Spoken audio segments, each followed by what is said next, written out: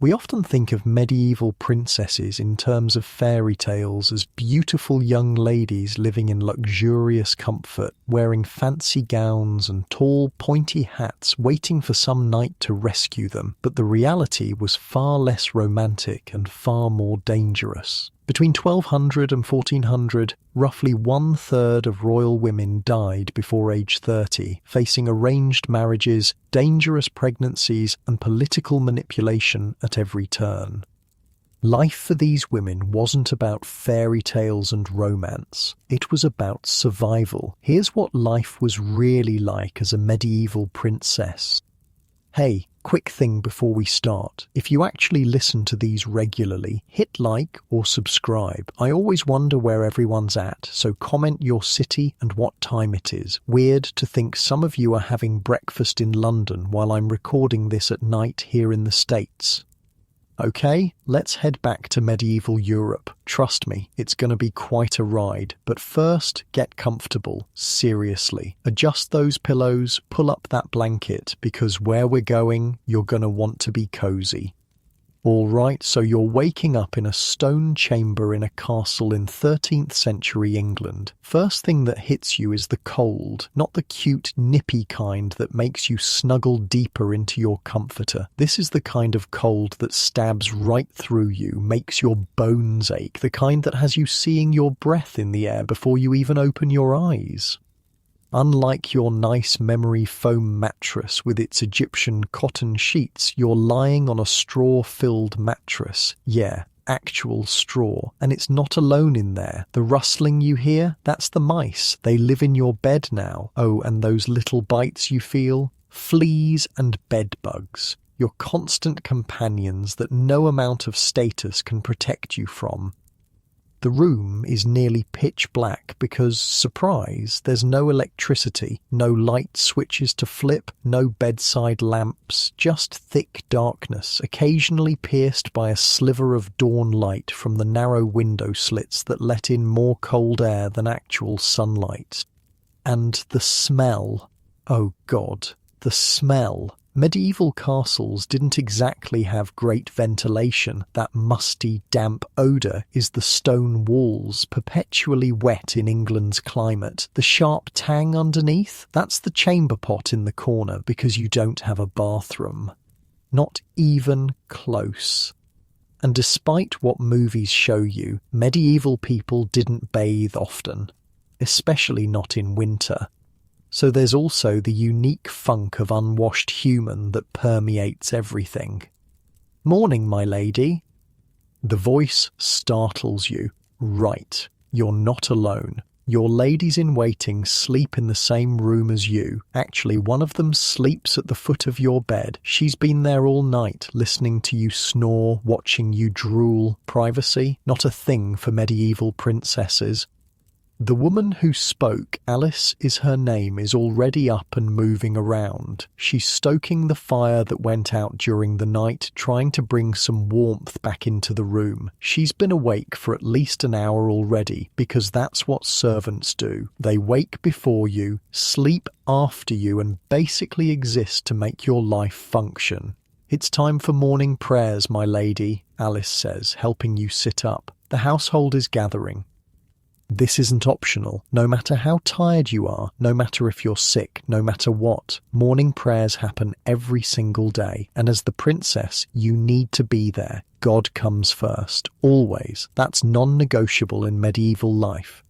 Alice helps you out of bed. The stone floor is like ice under your bare feet. In fact, the whole ritual of getting dressed is nothing like slipping into some comfy sweats and a t-shirt. Medieval royal clothing was designed to display wealth and status, not for comfort. First comes the linen shift, the only piece of clothing that gets washed with any regularity. Then the kirtle, a long-sleeved dress that laces up the sides or back. Next, a surcoat, an overdress with sometimes ridiculous sleeves that make it impossible to do anything practical without help. Your feet get stuffed into leather slippers that offer zero support and even less warmth. Arms up, Alice instructs as she and another lady wrestle you into your clothing. This isn't your everyday outfit either. This is just for morning prayers. You'll change again after you eat, maybe again before midday meal, and definitely before supper if there are guests. Your hair gets a quick brushing, not a thorough one, because that takes too long and prayers wait for no one. Alice quickly braids it and tucks it up under a linen veil. No, not the tall, pointy hat from fairy tales. Those came later and were worn only in specific regions and times. You're wearing something more like a nun's wimple, a cloth that covers your hair, neck, and frames your face, because a woman's hair is considered too tempting, too sensual to be seen. It must be covered in public. "Hurry now," Alice urges, fastening a cloak around your shoulders. "Your father will be displeased if we're late." And that's something you absolutely want to avoid, because your father isn't just your dad. He's the king, or a powerful duke or earl. Either way, he controls literally everything about your life: where you go, what you eat, what you wear, who you talk to, and most importantly, who you'll marry.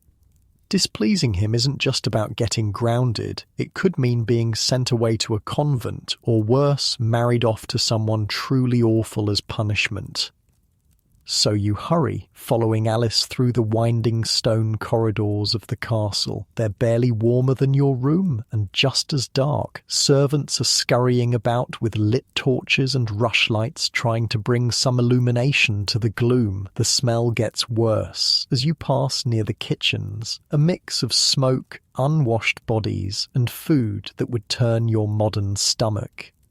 You reach the castle's chapel just as the bells are ringing. Everyone is already assembled. Your father at the front, of course, with your mother beside him if she's still alive. Childbirth kills a lot of medieval women. Your brothers, if you have any, are near your father. You and any sisters you have stand behind the men, because that's your place. Always behind the men. The chapel is cold too, but at least there are candles, dozens of them, casting a warm glow that almost makes the place feel cozy. Almost. You can still see your breath in the air. The priest begins the prayers in Latin. You understand some of it. You've heard these same prayers every day of your life, after all. But full comprehension isn't expected of you. You're a woman. Your job is to look pious, follow along with the responses, and set a good example for the household. Our Father, who art in heaven. The familiar words roll out in the priest's monotone. These prayers will go on for at least an hour, standing on the cold stone floor in your thin slippers. Your stomach is growling because you haven't eaten yet, but that doesn't matter. God first, always. I know what you're thinking. This sucks, right? Where's the glamour? Where are the handsome knights and the fancy tournaments? Well, that stuff exists, but it's not the day-to-day reality. The day-to-day is cold, boring, uncomfortable, and rigidly structured. Morning prayers finally end, and you're allowed to go to the hall for breakfast. But don't get excited. Medieval breakfast isn't pancakes and bacon. It's probably bread. Dense, coarse bread, nothing like our fluffy modern loaves, with maybe some ale, yes, even in the morning. Or watered wine if you're lucky, maybe some cheese if it's available, maybe an egg if the chickens are laying well. That's it. And you don't eat alone. The hall is full of people, soldiers, servants, clerks, visitors. Everyone eats together, with your family at the high table at the front of the room, elevated above everyone else. Privacy? Still not a thing. "My lady, your father wishes to speak with you after the meal," Alice whispers as she refills your cup with watered wine. Your stomach clenches, and not from hunger. When your father wants to speak with you, it's rarely good news. It usually means there's been a development in your marriage negotiations, because that's what you are to your family: a valuable political asset, a tool to forge alliances, secure peace treaties, or gain lands through marriage. Your personal feelings on the matter? Completely irrelevant. "Do you know what it's about?" you whisper back. Even though ladies aren't supposed to gossip at the table, Alice shakes her head. "No, my lady, but there was a messenger from France last night." France. That could mean anything. An alliance with France would be prestigious, but it would mean leaving England, leaving everything and everyone you know, to go live in a foreign court where you don't speak the language, don't know the customs, and will be viewed with suspicion as a foreigner. The food in your mouth suddenly tastes like ashes. You're 13 years old, just 13. In your time, you'd be in middle school, worried about homework and friends and maybe your first crush. Here, you're already of marriageable age. Girls can be betrothed as infants, married at 12, the minimum age set by the church, and expected to start bearing children as soon as possible after that.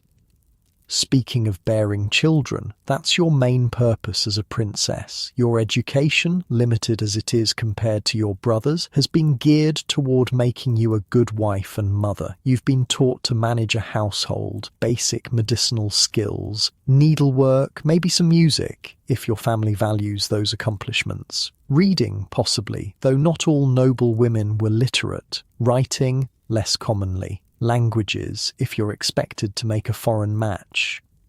You've also been taught since you were old enough to understand that your body doesn't belong to you. It belongs to your family until marriage, then to your husband after. Its purpose is to produce heirs, preferably male ones, and childbirth in the medieval period, it's basically a death sentence for many women. No modern medicine, no understanding of germs or infection, no pain relief beyond herbs and prayer. Women died in childbirth all the time, from bleeding, infection, exhaustion. Even queens and princesses with the best care available died regularly this way. And if you survived one birth, you were expected to go through it again and again, as many times as it took to produce enough sons to secure the lineage. The meal ends, and your father motions for you to follow him to his private chamber. This is it. Whatever news came from France, you're about to hear it, and whatever it is, you have no say in the matter. Your life is not your own.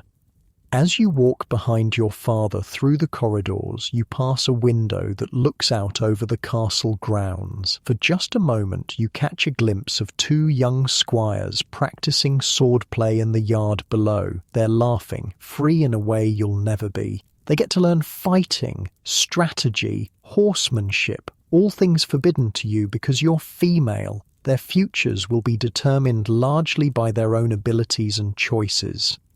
Yours was determined the moment you were born female and royal. The heavy wooden door to your father's chamber creaks open and you're ushered inside. Unlike your sparse sleeping chamber, this room shows the true wealth of your family. Tapestries line the walls, keeping out drafts while displaying hunting scenes and family crests.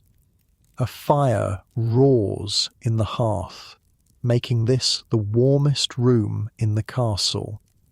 Your father has a desk, an actual piece of furniture dedicated just to writing and business, covered with parchments, quills, and his personal seal.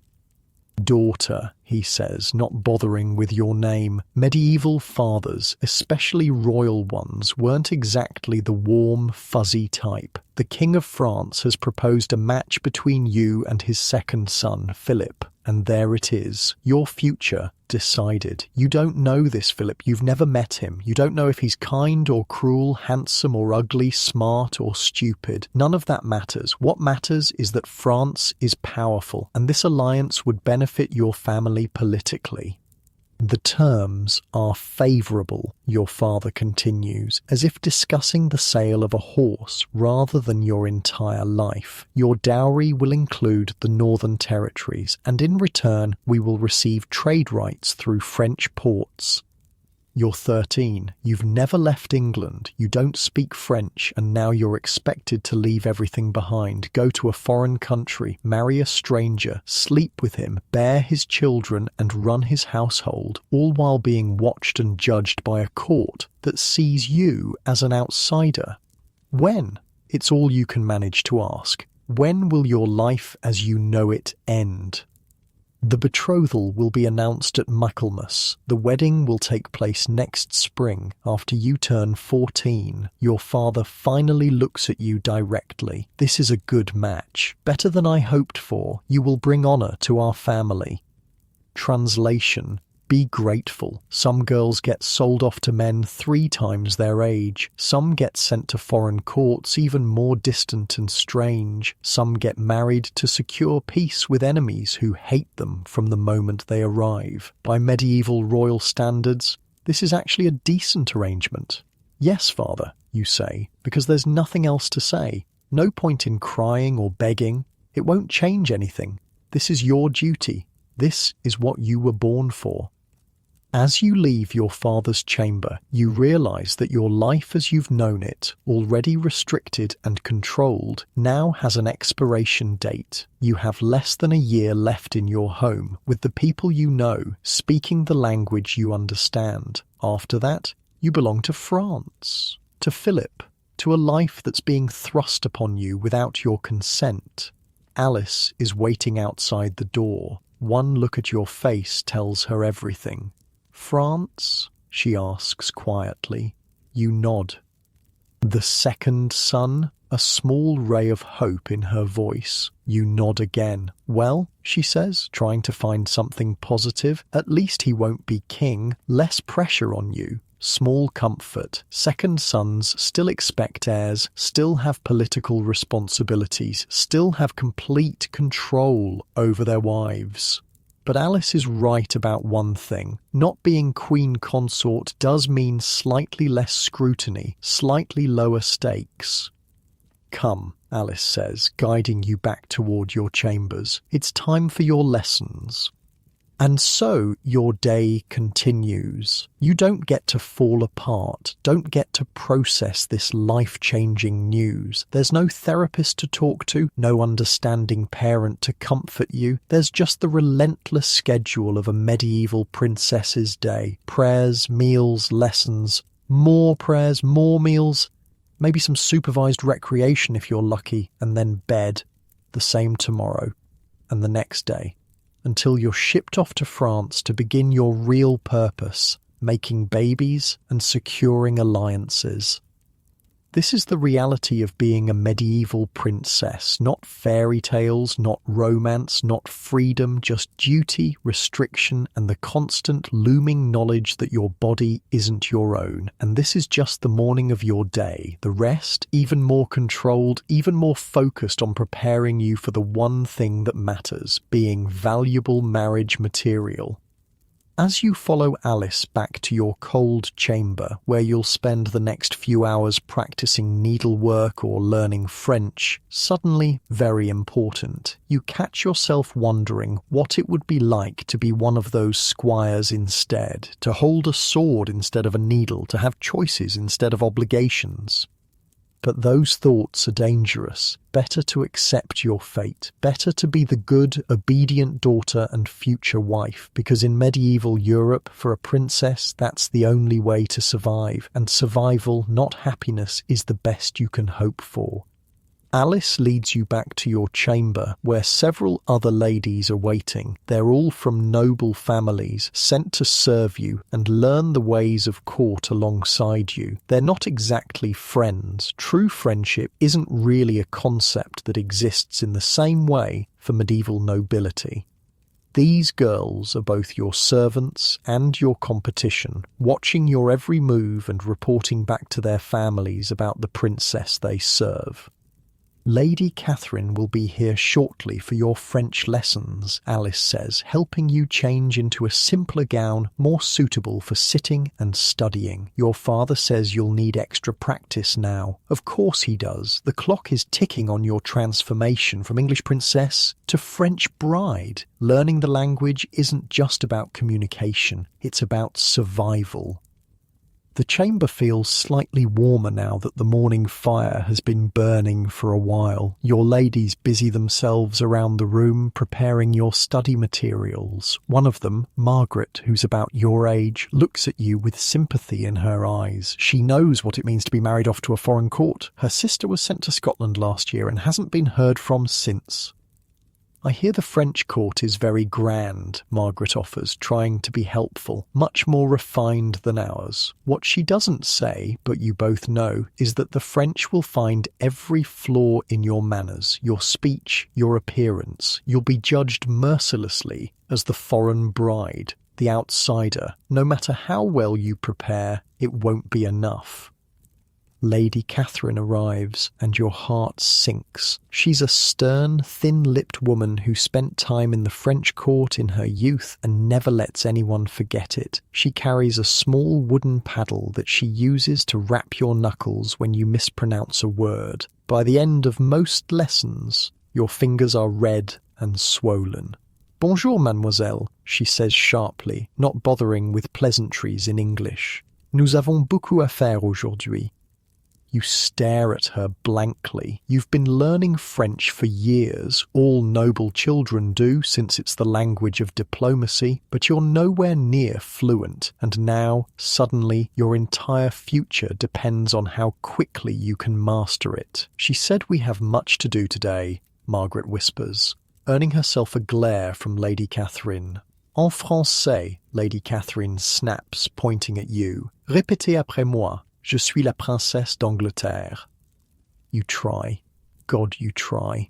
Je suis la princesse d'Angleterre. Whack, the paddle comes down on your knuckles. Pain shoots up your arm, but you don't cry out. Princesses don't show pain.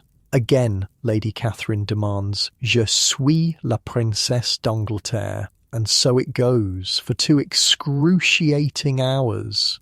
Your tongue twists around unfamiliar sounds. Your throat tightens with the effort of producing nasal vowels that don't exist in English. Your knuckles throb. By the end, you can barely make a fist. What they don't tell you in fairy tales is that medieval education, especially for girls, was often brutal. There was no concept of positive reinforcement, no gold stars for effort. There was only success or failure, and failure meant punishment. "Better," Lady Catherine finally says, though her face shows no satisfaction. "Tomorrow we will work on court etiquette. The French have different customs. You must not embarrass your family." As if you needed the reminder, as if the weight of your entire kingdom's diplomatic relations doesn't already rest on your adolescent shoulders.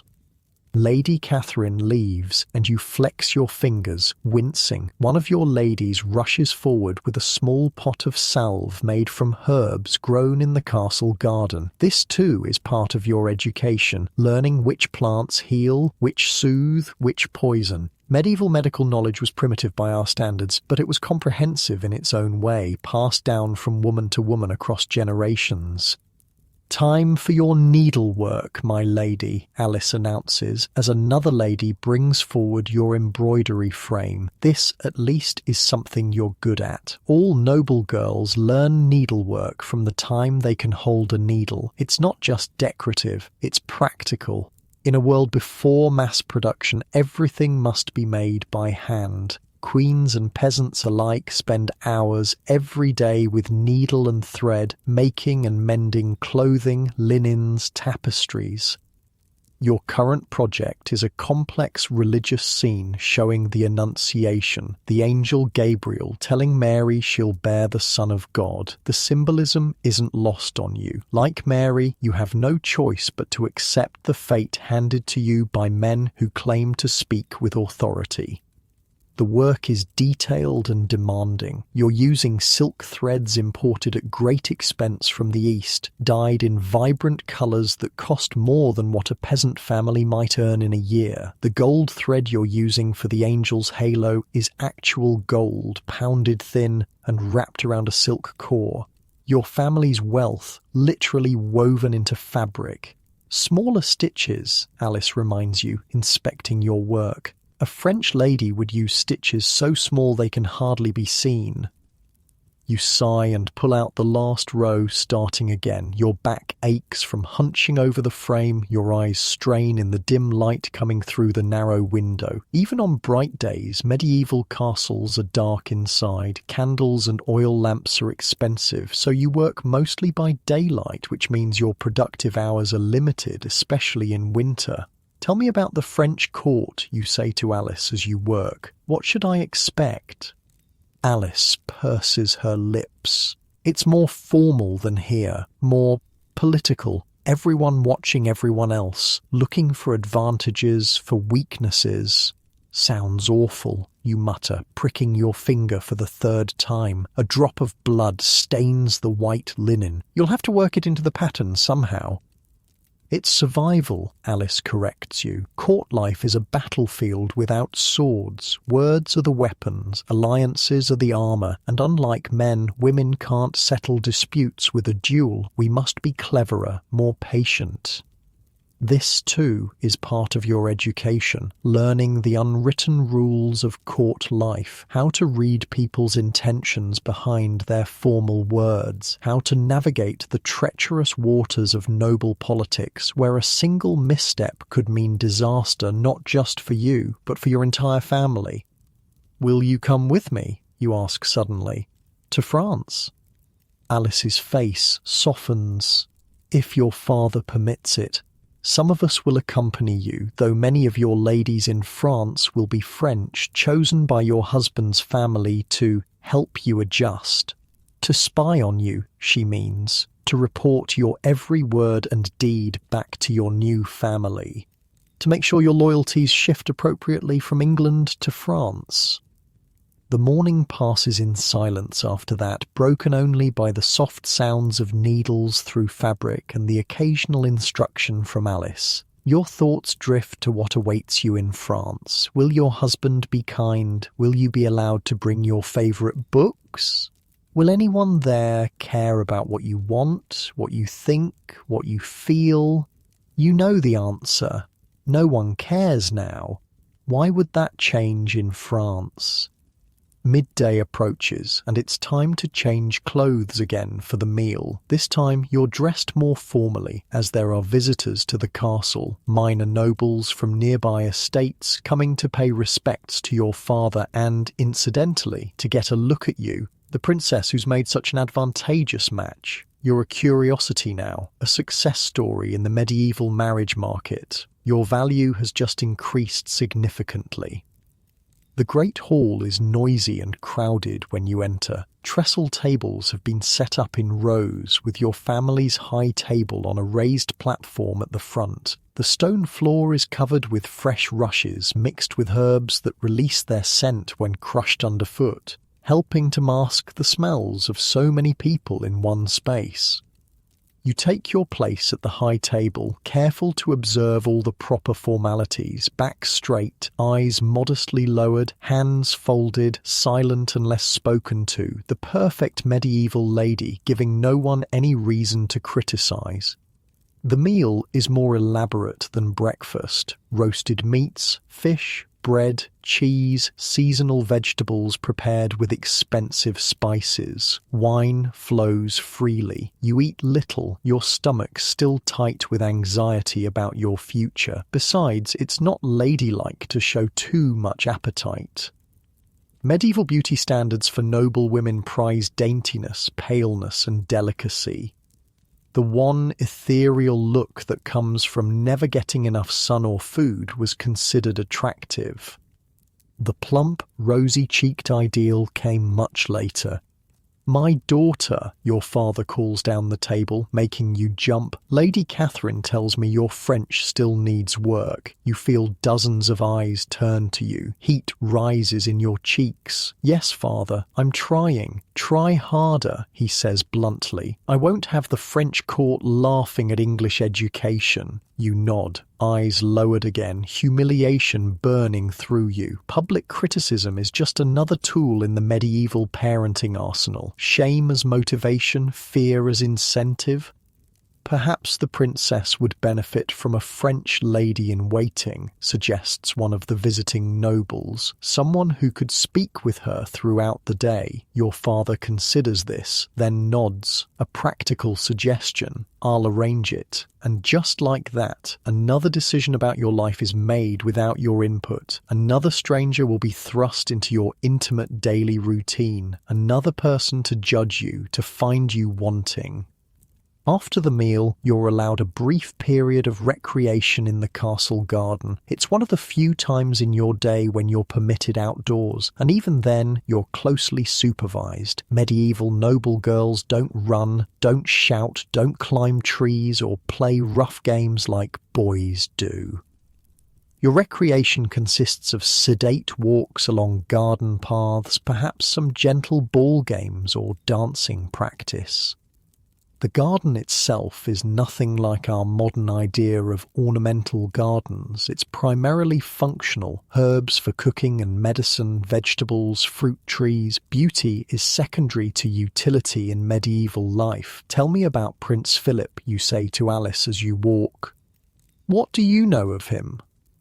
Alice hesitates.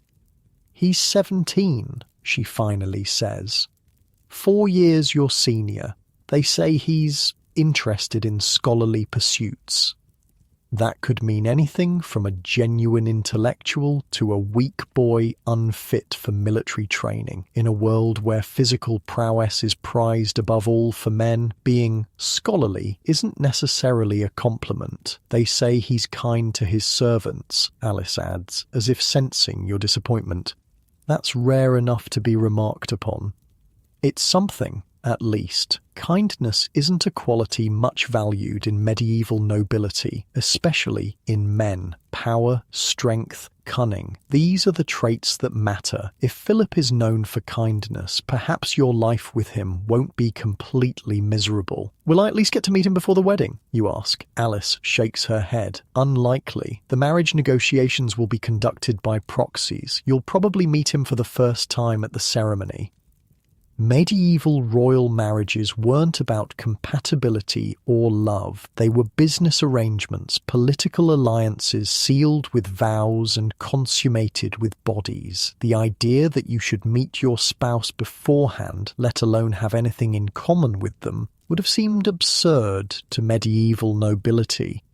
Your afternoon lessons begin after your brief garden respite. These focus on household management, the skills you'll need as the lady of a grand estate, because that's what a princess becomes after marriage, the manager of her husband's household, responsible for everything from provisioning the kitchens to overseeing the servants to maintaining the accounts. Brother Thomas, a monk from the nearby abbey who serves as the castle's clerk and accountant, arrives with his wax tablets and stylus. Today's lesson is on household expenditures, how to track what's spent, what's saved, what's wasted. A well-run household reflects God's order, Brother Thomas intones, his voice as dry as the parchment he carries. Wastefulness is a sin, carelessness is a sin, ignorance of your resources is a sin.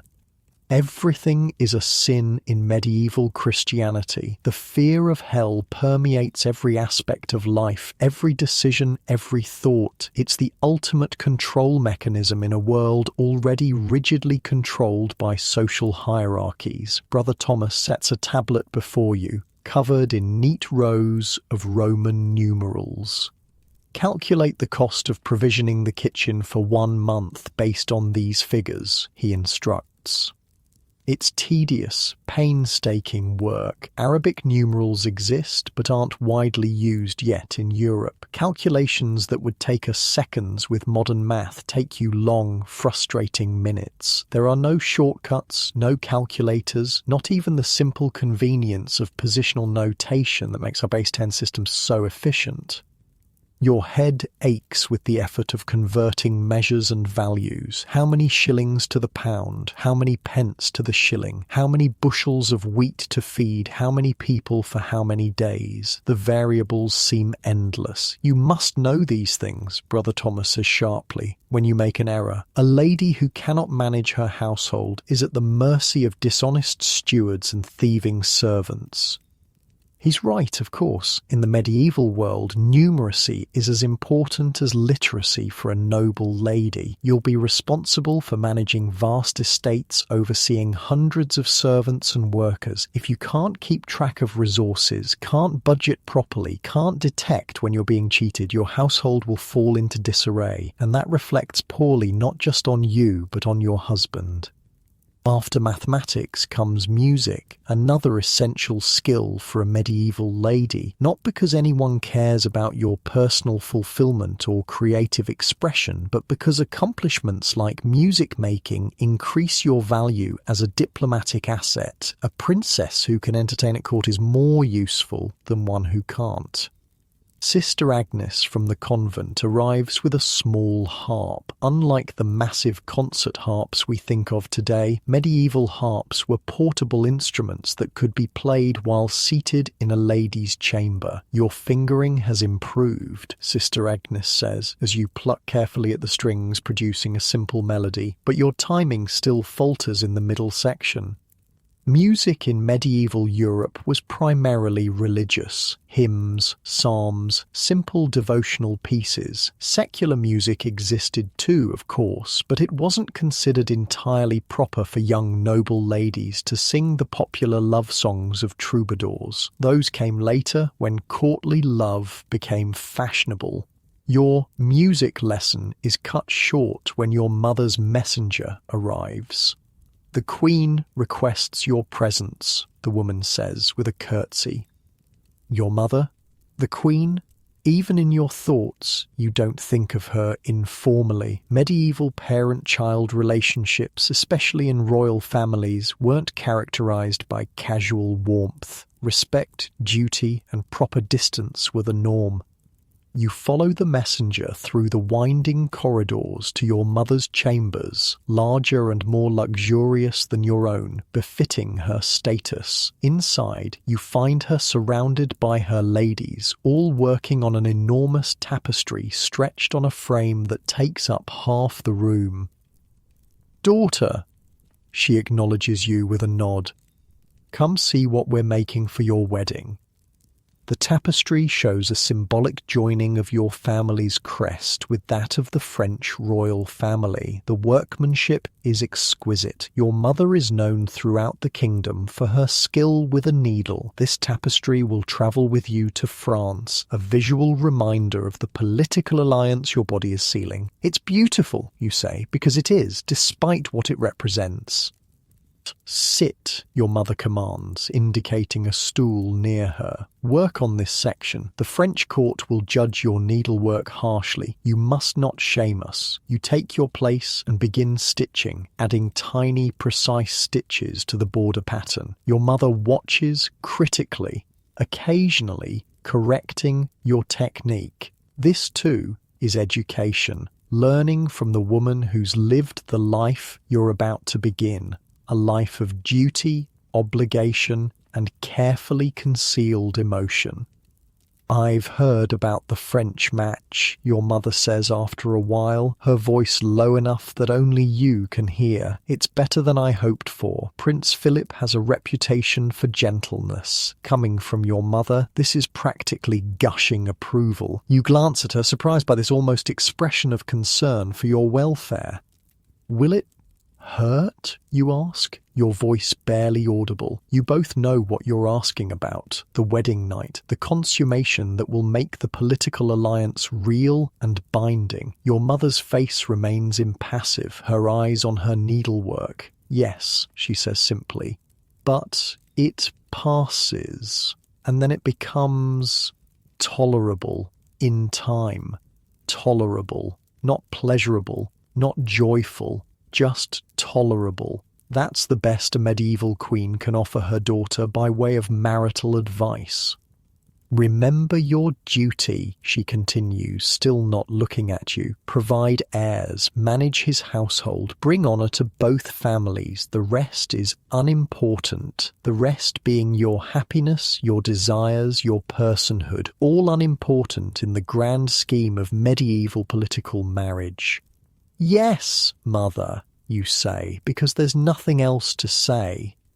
You work in silence after that, adding stitches to a tapestry that symbolizes your fate. The irony isn't lost on you. With every stitch, you're literally helping to create the artifact of your own subjugation. But that's the nature of being a medieval princess. You're both the commodity being traded and the craftsperson preparing yourself for market.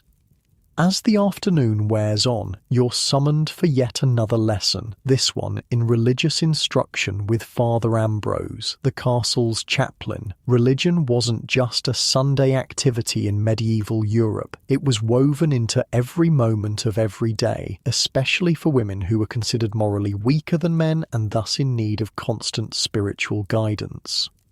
Father Ambrose is ancient, with rheumy eyes and gnarled hands that tremble slightly as he opens his prayer book. He's been instructing you since you were a small child, teaching you the catechism, the lives of the saints, the proper prayers for every occasion. Today, we will discuss the duties of a wife, he announces, making your heart sink. Even the church is preparing you for your new role. A wife must be obedient in all things, Father Ambrose begins, his voice reedy but firm. As the church submits to Christ, so must you submit to your husband. You've heard this countless times before. The Bible, interpreted through the lens of medieval Christianity, is very clear on a woman's place: subordinate, silent, submissive. A wife must be fruitful, he continues. Children are God's blessing, and to refuse them is a mortal sin. What he doesn't say, but what hangs in the air between you, is the danger that comes with this blessing. Childbirth kills countless women every year. Queens and peasants alike die bringing new life into the world. You've seen it happen. Ladies of the court who disappeared to their chambers for confinement and never emerged again. A wife must be modest, temperate, patient, and kind, Father Ambrose drones on. She must guard her tongue, her thoughts, and her actions, for she carries her husband's honour as well as her own. In other words, you have the responsibility without the authority, the blame without the power, the classic double bind of medieval womanhood.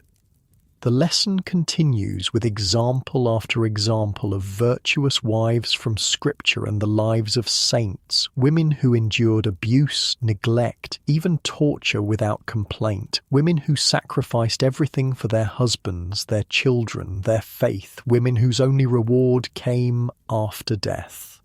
Is this what awaits you in France? A life of silent endurance, of hidden suffering, of swallowed words and buried feelings? By the time Father Ambrose finally closes his book, the sun is setting. Your day of education is nearly complete, but there's one final lesson before supper: dancing, because a princess who can't perform the complex court dances will be an embarrassment to her family and her husband. Master Henri, the dancing master brought from France specifically to teach you the latest court dances, waits in the great hall. He's thin and elegant, with a perpetual expression of barely concealed disdain for the English court he considers provincial and backward. "Mademoiselle," he greets you with a bow that somehow manages to be both proper and ironic. Today we practice the basse danse, very important at the French court, very elegant. You take your position back straight, chin up, arms positioned just so. The musicians, 3 men with lute, recorder and small drum, begin to play. The basse dance is slow and stately, a processional dance where the steps must be precise, the timing perfect, the overall effect one of controlled grace. It's harder than it looks. Medieval dancing isn't the free-form movement we think of today. It's rigidly choreographed, full of symbolic gestures and formal patterns. Every step, every turn, every hand position has meaning, and all of it must be performed while wearing heavy, restrictive clothing, maintaining perfect posture, and never, ever looking like you're exerting yourself. Non, non, non. Master Henri interrupts, clapping his hands sharply. The 3rd step is back, then left. You go left, then back. All wrong again. And so you begin again, and again, and again. Your feet ache in your thin slippers. Your back screams from the unnatural posture. Sweat trickles down your spine, making your gown stick uncomfortably to your skin. But you don't complain. You don't ask for a rest. You don't show any sign of fatigue or frustration, because princesses don't do that. They endure. They persist. They perfect themselves for the roles they're required to play. After what feels like hours, Master Henri finally pronounces your performance acceptable, barely, and dismisses you to prepare for the evening meal. You return to your chamber, where your ladies help you change again into your formal evening attire.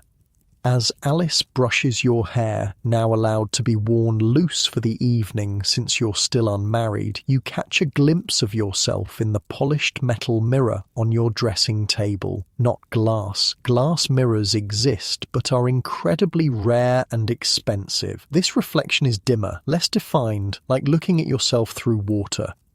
The face that looks back at you is young, so young, with traces of childhood still visible in the roundness of your cheeks, but your eyes look older, tired, resigned.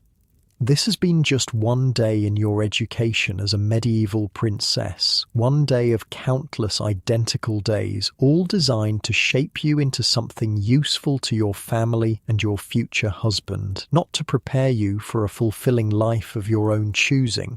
That concept doesn't exist, but to make you a valuable asset in the medieval political landscape.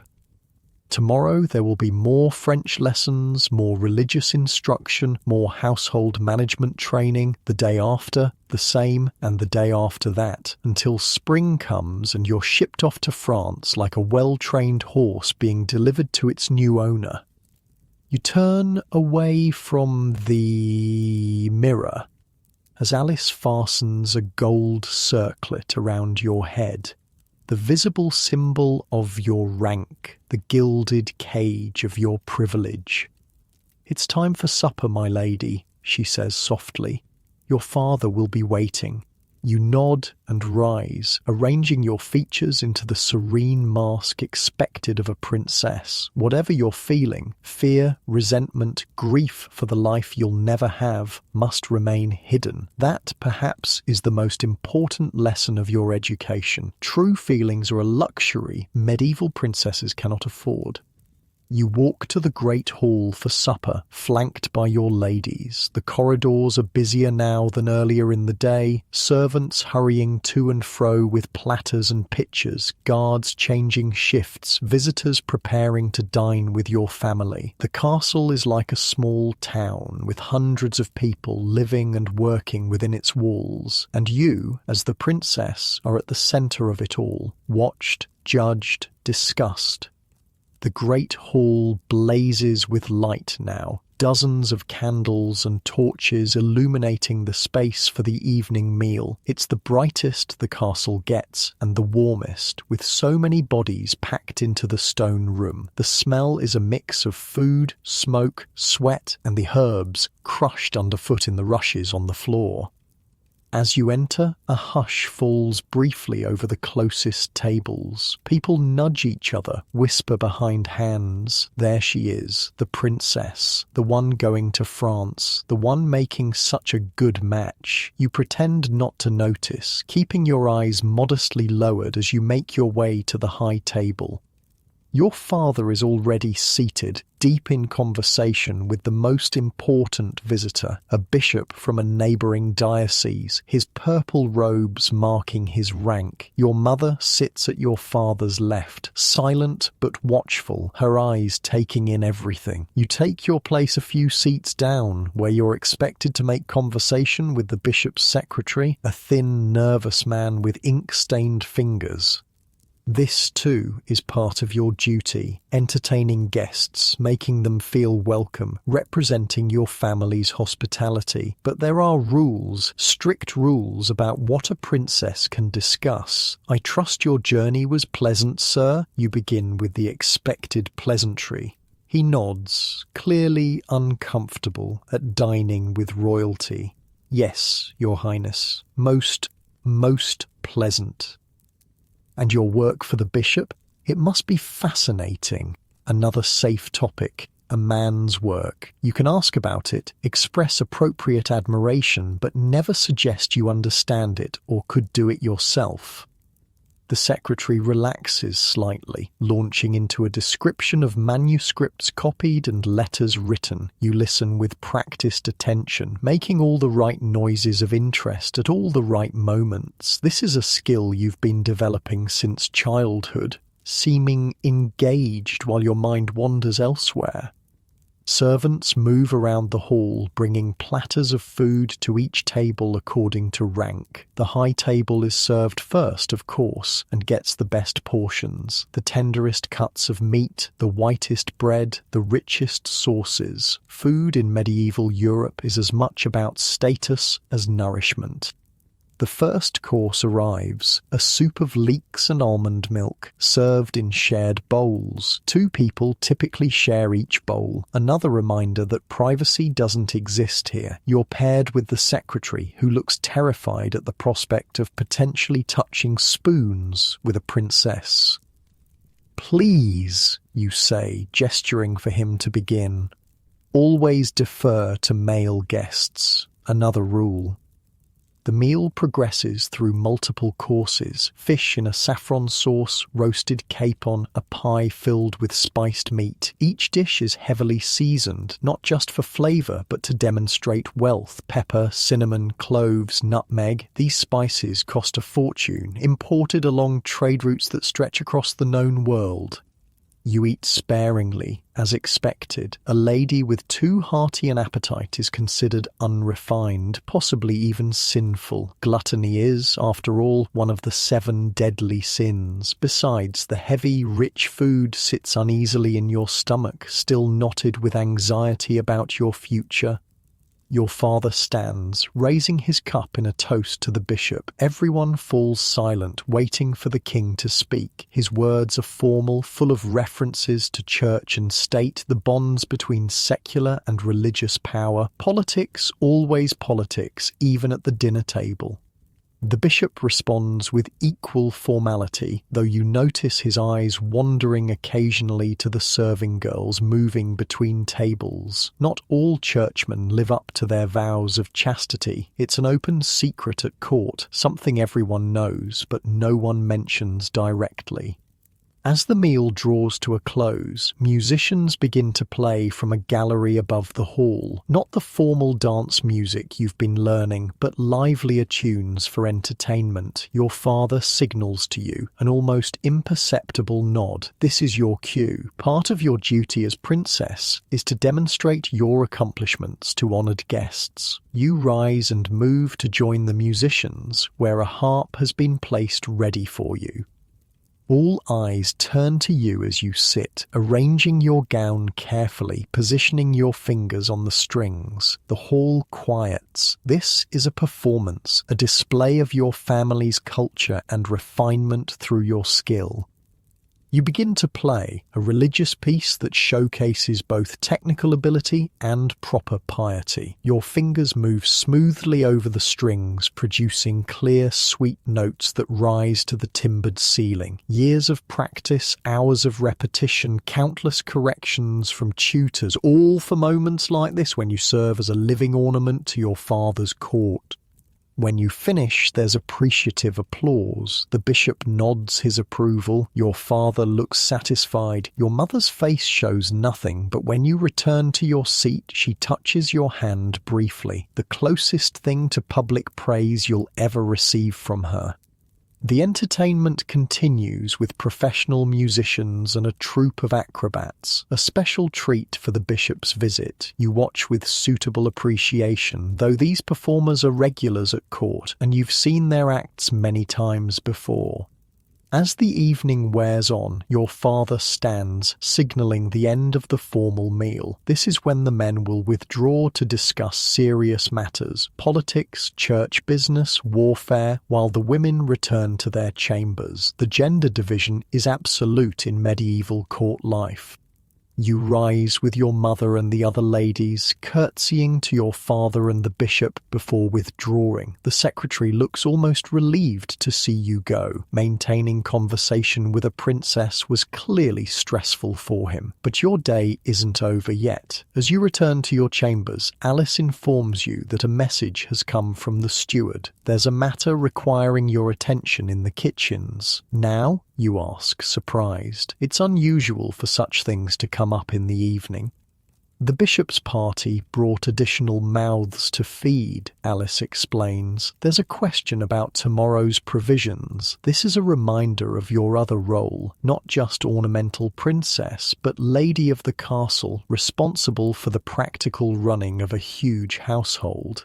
Medieval noble women weren't just decorative. They were managers of complex domestic operations. You follow Alice down winding stairs to the kitchen area. Unlike the Great Hall, which at least makes a pretense of elegance, the working areas of a medieval castle are purely functional. The kitchens are hot, smoky spaces with massive hearths for cooking, tables for preparation, and storage areas for provisions. The kitchen staff bow or curtsy as you enter, depending on their gender. The head cook, a stout woman named Agnes with forearms like a blacksmith's from years of hauling pots, approaches with a worried expression. "Begging your pardon, my lady," she says, wiping her hands on her apron. "But with the bishop's men we're short on saltfish for tomorrow's meal, it being Friday and all." Friday. A fast day in the Christian calendar when meat is forbidden. Fish is the main alternative, and apparently the kitchen stores are running low. This is the kind of practical problem that falls to the lady of the castle, not important enough for the king to concern himself with, but essential to the smooth running of the household and the proper observation of religious customs.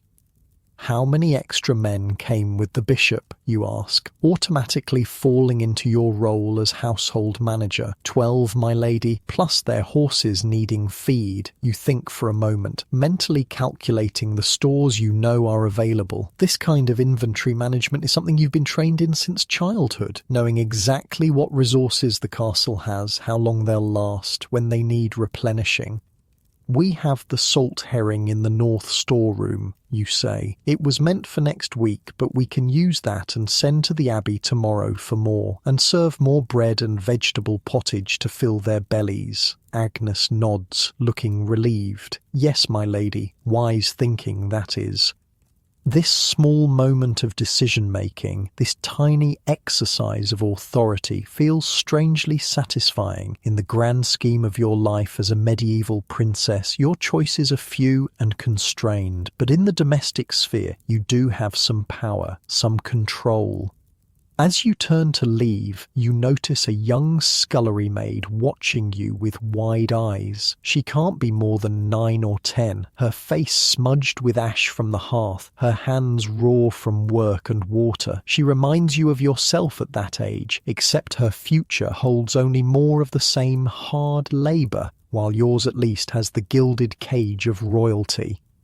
On an impulse, you smile at her. She looks startled, then shyly smiles back before ducking her head and scurrying back to her work. It's a tiny human connection across the vast gulf of medieval social hierarchy. A princess and a kitchen maid, both girls, both bound by the rigid expectations of their stations, neither with much say in her own destiny. You climb back up to the main level of the castle, Alice trailing behind you. The corridors are quieter now, the frenetic energy of the mealtime settling into the slower rhythm of evening. Guards stand at their posts, servants move more leisurely about their tasks, and the castle prepares for night.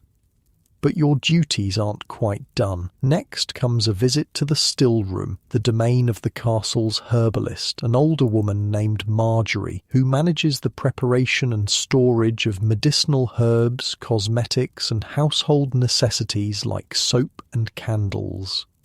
The still room is one of your favourite places in the castle. It smells wonderful, a mix of dried herbs, honey, beeswax, and the various distillations Marjorie creates. It's also primarily a female space where women's knowledge of plants and healing is respected and valued.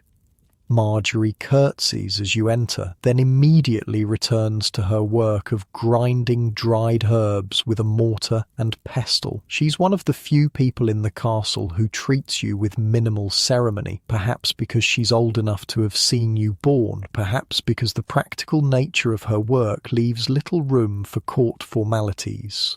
"The lavender salve is ready," she says without preamble, "and I've prepared more of the rose water you like for washing."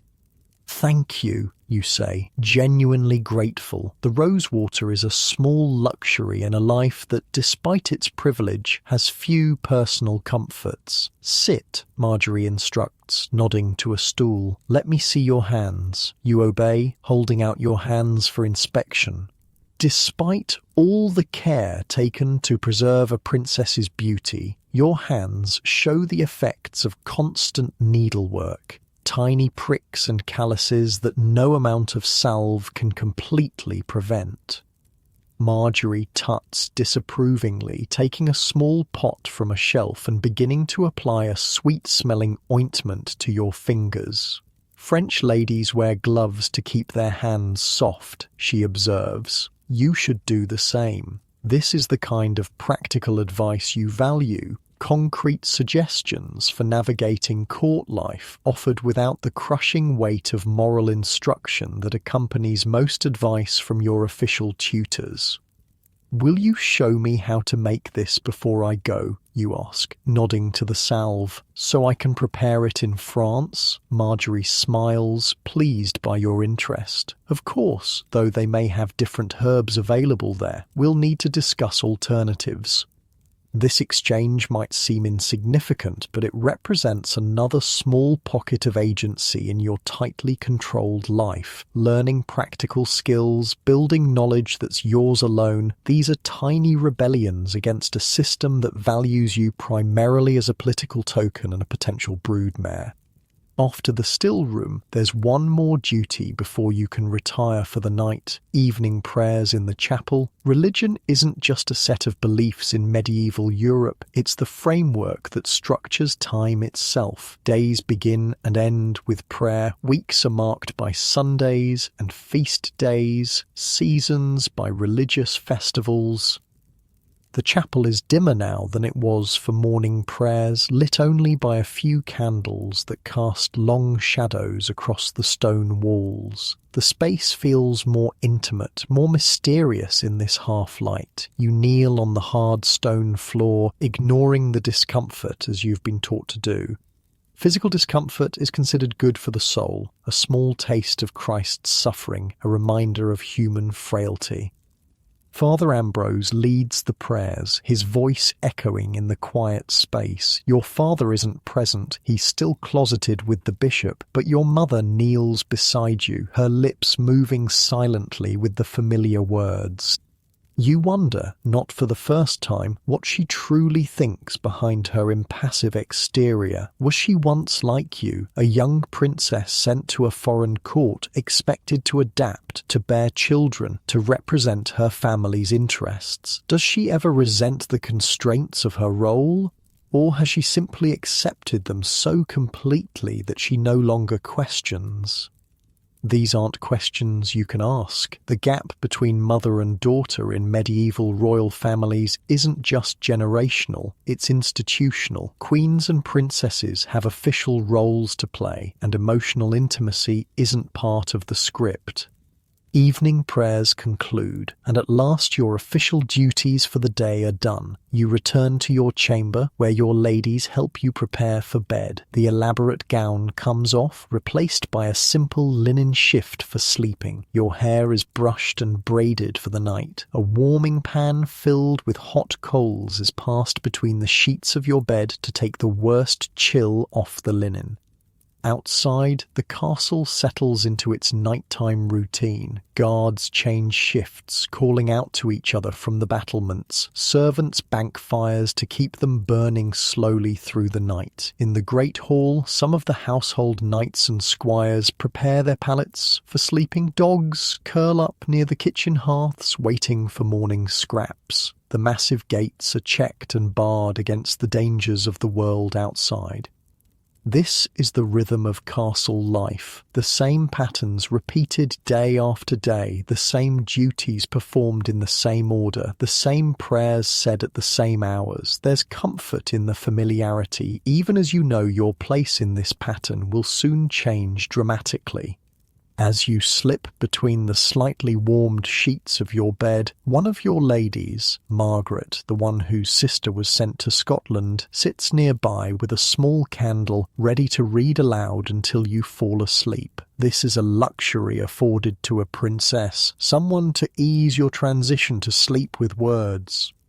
"What shall I read tonight, my lady?" Margaret asks, holding up several options: a book of saints' lives, a collection of prayers, or a volume of more secular tales that somehow made its way into the castle library.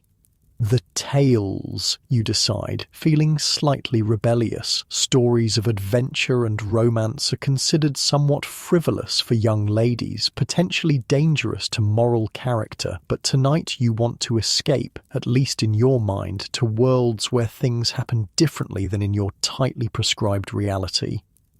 Margaret begins to read, her voice soft in the dim chamber. The story tells of knights and quests, magical forests and mysterious castles. It bears little resemblance to the actual life of medieval nobility you experience daily, but that's precisely its appeal. Your other ladies settle onto their pallets on the floor, listening as they prepare for sleep. Alice sits mending by the dying fire, her needle flashing in the low light. The chamber grows quiet except for Margaret's voice and the occasional pop from the hearth. Outside, you can hear the night watch calling the hours. 10 o'clock and all's well. Their voices carry across the castle bailey, a reminder that even in darkness, the structures of medieval life continue. Someone is always watching, always guarding, always maintaining the boundaries that keep each person in their proper place. Your eyes grow heavy as Margaret reads on. The day's lessons and duties, anxieties and small triumphs blur together as sleep approaches. Tomorrow will bring more of the same. More French lessons, more religious instruction, more preparation for your role as a French prince's wife. But for now, in these quiet moments between waking and sleeping, you allow yourself to imagine alternatives. What if you weren't born a princess? What if you could choose your own path? What if the world were arranged differently, with girls valued for more than their marriage prospects and childbearing capacity? These are dangerous thoughts, bordering on the sinful. Father Ambrose would certainly assign penance if he knew you questioned the divine order that placed you in your privileged but constrained position. But in the privacy of your own mind, as you drift towards sleep, you permit yourself this small rebellion.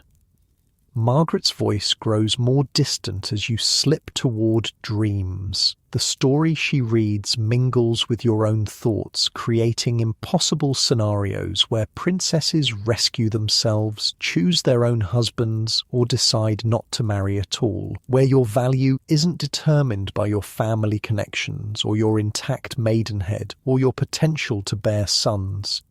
In reality, your path is set. In a few months, you'll leave everything you know for a foreign court and a stranger's bed. You'll be expected to adapt, to represent English interests while becoming French in your loyalties, to produce heirs that strengthen the alliance between two sometimes hostile kingdoms. It's a heavy burden for young shoulders, this weight of international politics and dynastic ambitions, but it's the burden every medieval princess carries, has always carried, will continue to carry for generations to come. As sleep finally claims you, your last conscious thought is a question. In the future, will girls still be used as political pawns? Or will a time come when princesses, when all women, might determine their own destinies? History, if it could answer, would tell you that change comes slowly, painfully, incompletely, that centuries will pass before women gain even the most basic rights to their own lives, their own bodies, their own futures, that even in times far beyond your imagining, the struggle for true equality will continue. But tonight you sleep untroubled by such knowledge. Tomorrow brings another day of duties and lessons, preparations and obligations, another day of being a medieval princess, privileged, constrained and ultimately expendable in the great game of royal politics. The weeks pass in the same pattern of prayers, lessons and duties. Winter gradually loosens its grip on the castle, and the first tentative signs of spring appear. Snowdrops pushing through the frosty ground in the garden, slightly longer daylight hours, the occasional warmer day that offers a brief respite from the bone-deep cold. And with spring comes the accelerating preparations for your departure to France. You wake one morning to unusual activity in the castle. Servants hurry through the corridors with purpose, and there's a tension in the air that wasn't there the night before. What's happening? You ask Alice as she helps you dress. The French delegation has arrived early, she says, her hands moving quickly to fasten your gown. They're expected in the great hall within the hour. Your father has requested your presence. Your heart skips. The French delegation, the official party sent to finalize the marriage arrangements and escort you back to France. You knew they were coming, of course, but not so soon, not today, without warning. Is Prince Philip with them? You ask, trying to keep your voice steady. Alice shakes her head. No, my lady, just his representatives. The marriage will still be by proxy here. Of course, royal marriages often happened this way. A stand-in would represent your future husband at the ceremony here in England, and you wouldn't meet the actual prince until you arrived in France. It was more practical this way, given the dangers and delays of medieval travel, but it also meant you'd be officially married to a man you'd never even seen. You're dressed with unusual care this morning. Your best gown, dark blue wool trimmed with miniver fur and embroidered with silver thread, a new linen veil, crisp and white, your mother's necklace borrowed for the occasion, silver set with small sapphires that match the gown. They must see you at your best, Alice murmurs as she adjusts the veil. You represent England today. No pressure, just the entire diplomatic relationship between two powerful kingdoms resting on the impression made by a 13-year-old girl. You're escorted to the Great Hall where the atmosphere is formal and tense. The English and French parties sit on opposite sides of the long table, eyeing each other with the cautious respect of old rivals. Your father sits at the head, projecting royal authority. Your mother beside him, her face a perfect mask of courtly dignity.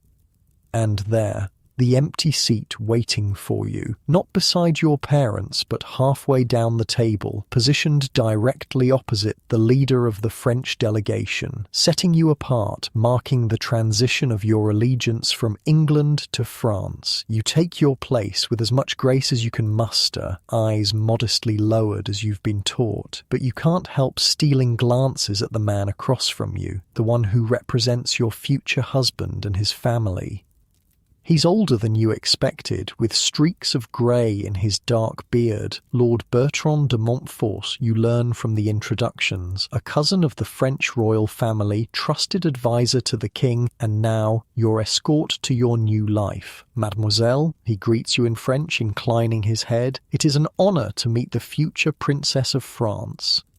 You respond in carefully practiced French, thankful for all those painful lessons with Lady Catherine. The honour is mine, my lord. I look forward to serving France and its royal family. Lord Bertrand looks pleasantly surprised at your command of his language. A small victory that sends a flush of pride through you, quickly tempered by the realization that you've just demonstrated your value as a political commodity. Like a horse being being assessed for purchase, you've shown a desirable quality.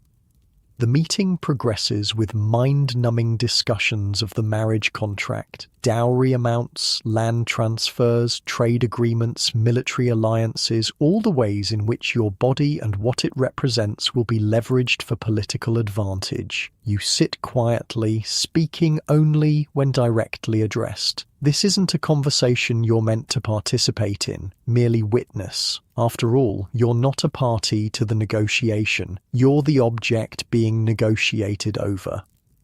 And the marriage itself? Lord Bertrand asks, turning the conversation to practical matters. When shall it take place? Your father glances at you, then back to the Frenchman. 3 weeks hence. Time enough for proper preparations, but not so long as to delay the princess's journey to France unnecessarily. 3 weeks. Just 3 weeks left in the only home you've ever known. The knowledge settles like a stone in your stomach. Excellent. Lord Bertrand nods, and after the ceremony we shall depart immediately for Dover, weather permitting. No time to adjust, no gradual transition. One day you'll be an English princess in your father's castle, the next a French prince's wife on your way to a foreign court. The conversation shifts to your journey, the route, the accommodations, the size of your escort. It's a complex undertaking, transporting a royal bride across the Channel and through France. You'll travel with a substantial retinue, ladies in waiting, guards, servants, cooks, chaplains, even your own physician. A small moving court that represents both your status and the seriousness of the alliance being formed. And which of the princess's current household will accompany her permanently to France? Lord Bertrand asks, a question that makes you sit up straighter. Your father frowns slightly. She may bring 3 English ladies of her choosing, plus her personal maid. The rest of her household will be French, of course, as is proper. 3. Just 3 familiar faces to accompany you into your new life. The rest strangers, all watching you, judging you, reporting on you. Lord Bertrand nods, satisfied. Indeed, we have already selected suitable ladies from the finest French families to attend her. In fact, one such lady has accompanied our delegation to begin the princess's adjustment to French ways. The way he hesitates makes it clear. This French lady isn't just a companion. She's here to begin your transformation from English princess to French prince's wife, to smooth out your English habits, correct your French pronunciation, ensure you won't embarrass yourself or your new family when you arrive at the French court. Lady Isabelle de Brienne, Lord Bertrand continues, gesturing to a woman seated further down the French side of the table, a cousin of Prince Philip's mother and experienced in the ways of the French court. You look at Lady Isabel, trying not to stare. She's perhaps 30, elegantly dressed in the French fashion, which is noticeably different from English styles. Her headdress is more elaborate, her sleeves more tightly fitted, her colours more vibrant. She meets your gaze briefly and offers a small, reserved smile, assessing you just as you're assessing her. The meeting concludes with agreements made, documents signed and hands shaken. The alliance is formalised, your fate is sealed. In 3 weeks you'll be married by proxy to Prince Philip of France, and shortly thereafter you'll leave England, possibly forever.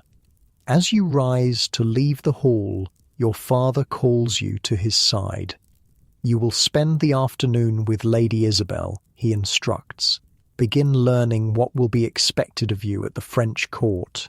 Not a request, an order. You curtsy in acknowledgement and turn to find Lady Isabel waiting for you. "Shall we walk in the garden, Princess?" she suggests in French, her accent much more refined than your tutor's. The weather is finally clement enough for it. You nod, not trusting yourself to speak. The garden. A small reprieve. At least you won't be immediately closeted in a chamber with this stranger, this harbinger of your new life. The castle garden is showing the first real signs of spring. Tender green shoots pushing up through the soil, a few early flowers braving the still cool air. Lady Isabel walks beside you, her movements graceful and measured. Your own ladies follow at a discreet distance, giving you privacy to speak but remaining within sight as propriety demands. You must have many questions, Lady Isabel says after a moment of silence. About France, about the court, about Prince Philip. So many questions they tangle in your throat, making it impossible to voice any of them, but one pushes its way forward.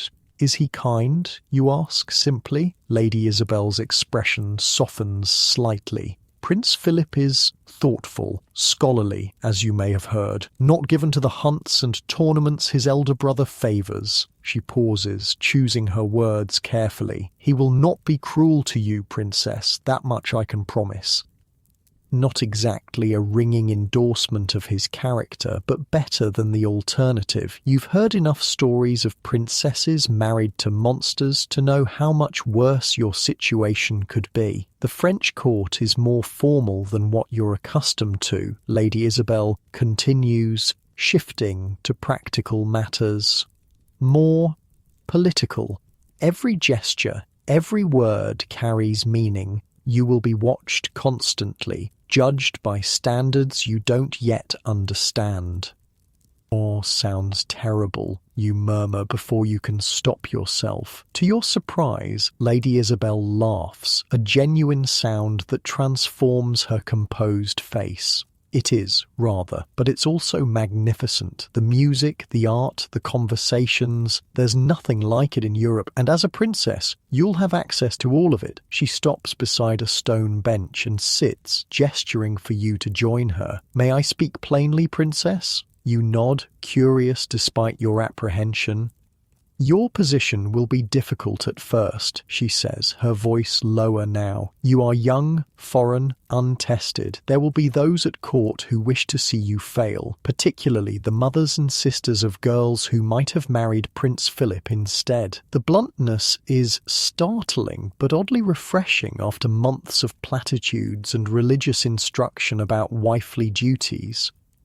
"But," Lady Isabel continues, "you have advantages. Your youth means you can adapt more easily. Your beauty will win some to your side. And most importantly, you are intelligent. I can see that clearly. You blink, unused to being complimented for your mind rather than your appearance or your piety." "Use that intelligence," Lady Isabel advises. "Watch before you speak. Learn who holds real power, not just official titles. Find allies, and most importantly, give France an heir as quickly as possible. Nothing will secure your position more effectively. There it is, again, the reduction of your value to your womb and what it can produce." Even this relatively forthright conversation circles back to the fundamental purpose of a princess, producing the next generation of royalty. "How did you know," you ask suddenly, "how to navigate the court, I mean?" Lady Isabel's eyes grow distant. "I learned as you will, through necessity, through mistakes, through humiliations. I still remember clearly." She refocuses on you, "But I can help you avoid the worst of them, if you'll trust me." It's the first time anyone has offered actual practical help rather than vague religious platitudes about being a good wife. Despite yourself, you feel a small flicker of gratitude toward this French lady who doesn't sugarcoat the challenges ahead. "Now," Lady Isabel says, standing and resuming her more formal demeanour, "let us discuss the French court fashions. Your current wardrobe, while fine for England, will need significant additions before you are presented to the king." And so begins your French education in earnest. No longer theoretical lessons about a someday future, but specific practical preparation for a reality that's now just weeks away. The next 3 weeks pass in a blur of activity. The castle is transformed from its usual functioning state to a hive of wedding preparations. New tapestries are hung in the Great Hall, provisions are ordered in enormous quantities, guests begin to arrive, nobles from across the kingdom coming to witness the proxy marriage of a princess. Your own transformation is equally intense. New gowns are made in the French style under Lady Isabel's exacting supervision. Your French lessons increase to 3 hours daily. You're taught new court dances, new table manners, new ways of walking and sitting and speaking. "Back straighter," Lady Isabel instructs, tapping between your shoulder blades as you practice processing across the chamber. "Eyes level, not down as you've been taught here." A French princess shows more confidence. It's exhausting, this constant correction, this reshaping of habits formed over your entire life, but there's no time for rest, no space for complaint. The date approaches relentlessly, and you must be ready. One afternoon, as your ladies are fitting you for your wedding gown, your mother makes a rare appearance in your chamber. Everyone immediately curtsies, then resumes their work as she observes silently from the doorway. After several minutes, she dismisses them all with a gesture. Even Lady Isabel, who looks surprised but complies. Suddenly, you're alone with your mother, something that almost never happens. "Come," she says, moving to sit by the window where the light is better. "Let me look at you." You approach cautiously, uncertain what this unusual audience means. Your mother examines you with a critical eye, taking in the half-finished French-style gown, the new way you hold yourself under Lady Isabel's tutelage. "You look well," she finally says. "The French style suits you." From your mother, this is lavish praise. You murmur a thank you, still wondering why she's here. "I have something for you," she continues, opening a small pouch at her belt and withdrawing an object wrapped in silk. "This has been passed from mother to daughter in my family for generations." She unwraps the silk to reveal a ring, gold, set with a small but perfect ruby, not ostentatiously valuable like the jewels you'll receive as wedding gifts, but clearly ancient, worn smooth by centuries of women's fingers.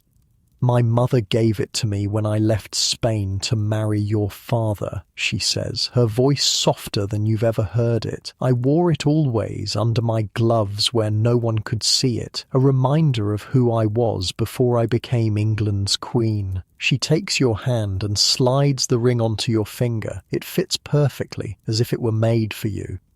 "Your loyalty must be to France now, to your husband and the children you will bear him," she continues, her voice returning to its usual measured tone. "But this is to remind you that you came from somewhere, that you carry the blood of kings and queens before this marriage."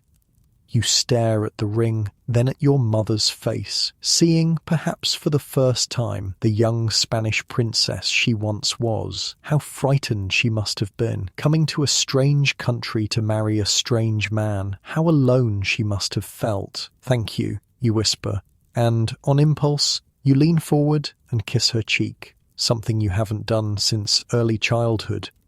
She stiffens slightly in surprise, then places a hand briefly against your hair. "Be brave," she says simply, and then she's gone, leaving you with the ring and a new understanding of the woman who has always seemed so remote, so perfectly moulded to her role as queen.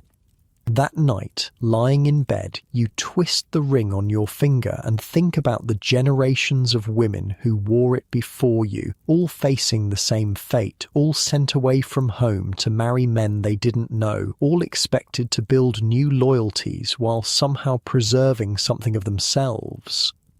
Did they find happiness eventually? Did they grow to love their husbands, their new countries? Or did they simply endure, doing their duty year after year until death finally released them? There are no diaries to tell you, no intimate conversations where royal women shared their true feelings. The inner lives of medieval princesses and queens remain largely invisible to history, glimpsed only through official records and the occasional personal item passed down, like this ring. The wedding day arrives with the inevitability of the tide. You're awakened before dawn, not by Alice as usual, but by your mother's ladies. Today is different. Today everything changes. The ritual of dressing takes hours. First a bath, a rare luxury, especially in the colder months, scented with herbs and flower petals. Then layer upon layer of clothing, each more elaborate than the last. The linen shift, the silk underdress, the wedding gown itself, cream-coloured silk, embroidered with gold thread and seed pearls, its sleeves lined with Miniver fur, its train so long it requires 2 girls to carry it. Your hair is washed and dried before the fire, then arranged in elaborate braids wrapped around your head like a crown. Unlike a normal day, it's left partially visible, a symbol of your unmarried state that will change during the ceremony when your head is fully veiled to indicate your new status as a wife. Through it all, you remain oddly calm. Not happy, not excited as a bride in romantic stories might be, but not panicking either. There's a strange freedom in having no choice, in knowing that your path is absolutely fixed and nothing you feel or think can alter it. The great hall has been transformed. Fresh rushes mixed with wildflowers cover the floor. New tapestries depicting scenes from the lives of married saints hang on the walls. Candles by the hundreds illuminate the space, their light reflected in silver and gold plate, displayed prominently to demonstrate your family's wealth. Guests fill every available space. English nobles in their finest attire, the French delegation in even more elaborate garments, all watching as you enter on your father's arm. The music, harps, recorders, small drums shifts to a stately processional as you walk slowly toward the makeshift altar at the far end of the hall. And there waits your husband, not Prince Philip, who remains in France, but his proxy, Lord Bertrand, standing stiffly in formal attire. Beside him, looking incongruously pleased, is Father Ambrose, who will perform the ceremony. The wedding itself passes in a blur of Latin phrases and symbolic gestures. You speak your responses by rote, having rehearsed them countless times. You extend your hand when prompted, feel the weight of the ring as Lord Bertrand slides it onto your finger on behalf of the absent prince. And just like that, you are married. Not in body, the marriage won't be consummated until you reach France and meet your actual husband, but in law, in politics, in the eyes of the church and both kingdoms. There's a feast afterward, more elaborate than any you've experienced before. Course after course of expensive delicacies, wines from the finest vineyards, subtleties, elaborate sugar sculptures shaped like the joined coats of arms of England and France. You sit in the place of honour, now officially a French princess rather than an English one. Lord Bertrand, having completed his proxy duty, has returned to his place with the French delegation. The seat beside you remains conspicuously empty, a reminder of your husband's absence, of the strange limbo you now inhabit as a married virgin, a wife without a husband.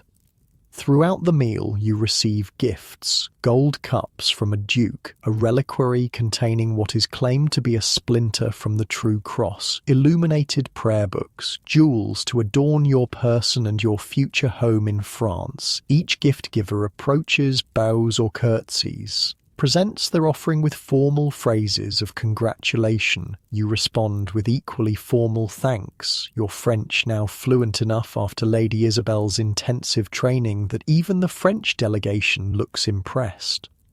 It's all performance, a diplomatic spectacle with you at its centre. Nothing about this day is for you. It's for the alliance, for the kingdoms, for the future heirs you'll produce. Your feelings are irrelevant to everyone present, except perhaps to Alice, who stands behind your chair, occasionally leaning forward to whisper practical advice. Small sips only. It's strong wine. The fish has bones. Be careful. Lord Edwin is watching for a reaction to his gift. Look pleased. These small kindnesses, these moments of genuine concern for your comfort and success are like droplets of water in a desert. They remind you that beneath the pageantry and politics, there are still human connections that matter. As the feast stretches into the evening, musicians play and acrobats perform. Under normal circumstances, a wedding night would follow, the bride and groom escorted to their chamber by ribald guests, the marriage consummated and verified. But your situation is different. Your real wedding night awaits you in France with a man you've still never met. Instead, as the festivities begin to wind down, Lady Isabel appears at your side. "We should retire, Princess," she says quietly. "Tomorrow will be an early start." Tomorrow. The journey begins. You nod and rise, making your formal farewells to the assembled guests. Your father kisses your forehead, a rare public display of affection. Your mother embraces you briefly, and then you're being escorted back to your chamber, surrounded by your ladies, for your last night in the only home you've ever known. The chamber looks different. Your personal belongings have been packed in trunks that line the walls, ready for tomorrow's departure. The room feels emptier, echoing slightly as you move through it. Your ladies help you out of the elaborate wedding gown, carefully folding it to be packed. It's unlikely you'll ever wear it again. It served its ceremonial purpose today. In France, you'll have new gowns made to the latest French fashions, designed to impress your new court. Dressed in your sleeping shift, you dismiss most of your ladies, keeping only Alice to help you prepare for bed. As she brushes your hair, now loose again after the elaborate wedding style, you find yourself studying her familiar face in the polished metal mirror. You'll come with me to France?" you ask, needing to hear it confirmed yet again. Alice nods, meeting your eyes in the reflection. "Of course, my lady. I've already packed my things."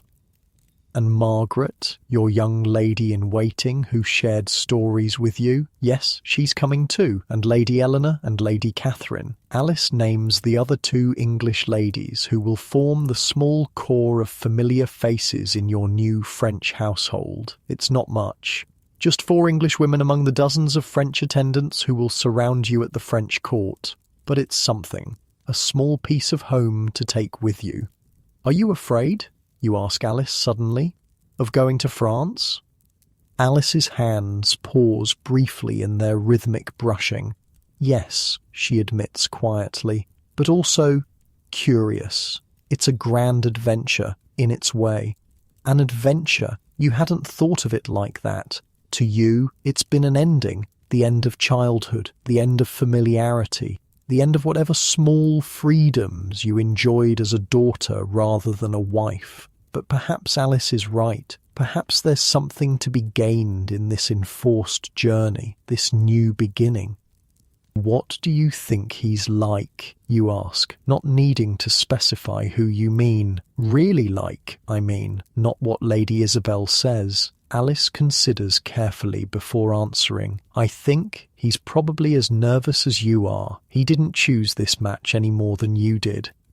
It's a startling thought. Somehow you've been imagining Prince Philip as a fully formed adult, confidently waiting for his bride to be delivered. But Alice is right. He's only 17, hardly more than a boy himself, also bound by duty and family expectations. "Maybe he's nice," you say, sounding young even to your own ears. "Maybe we'll get along." Alice smiles gently.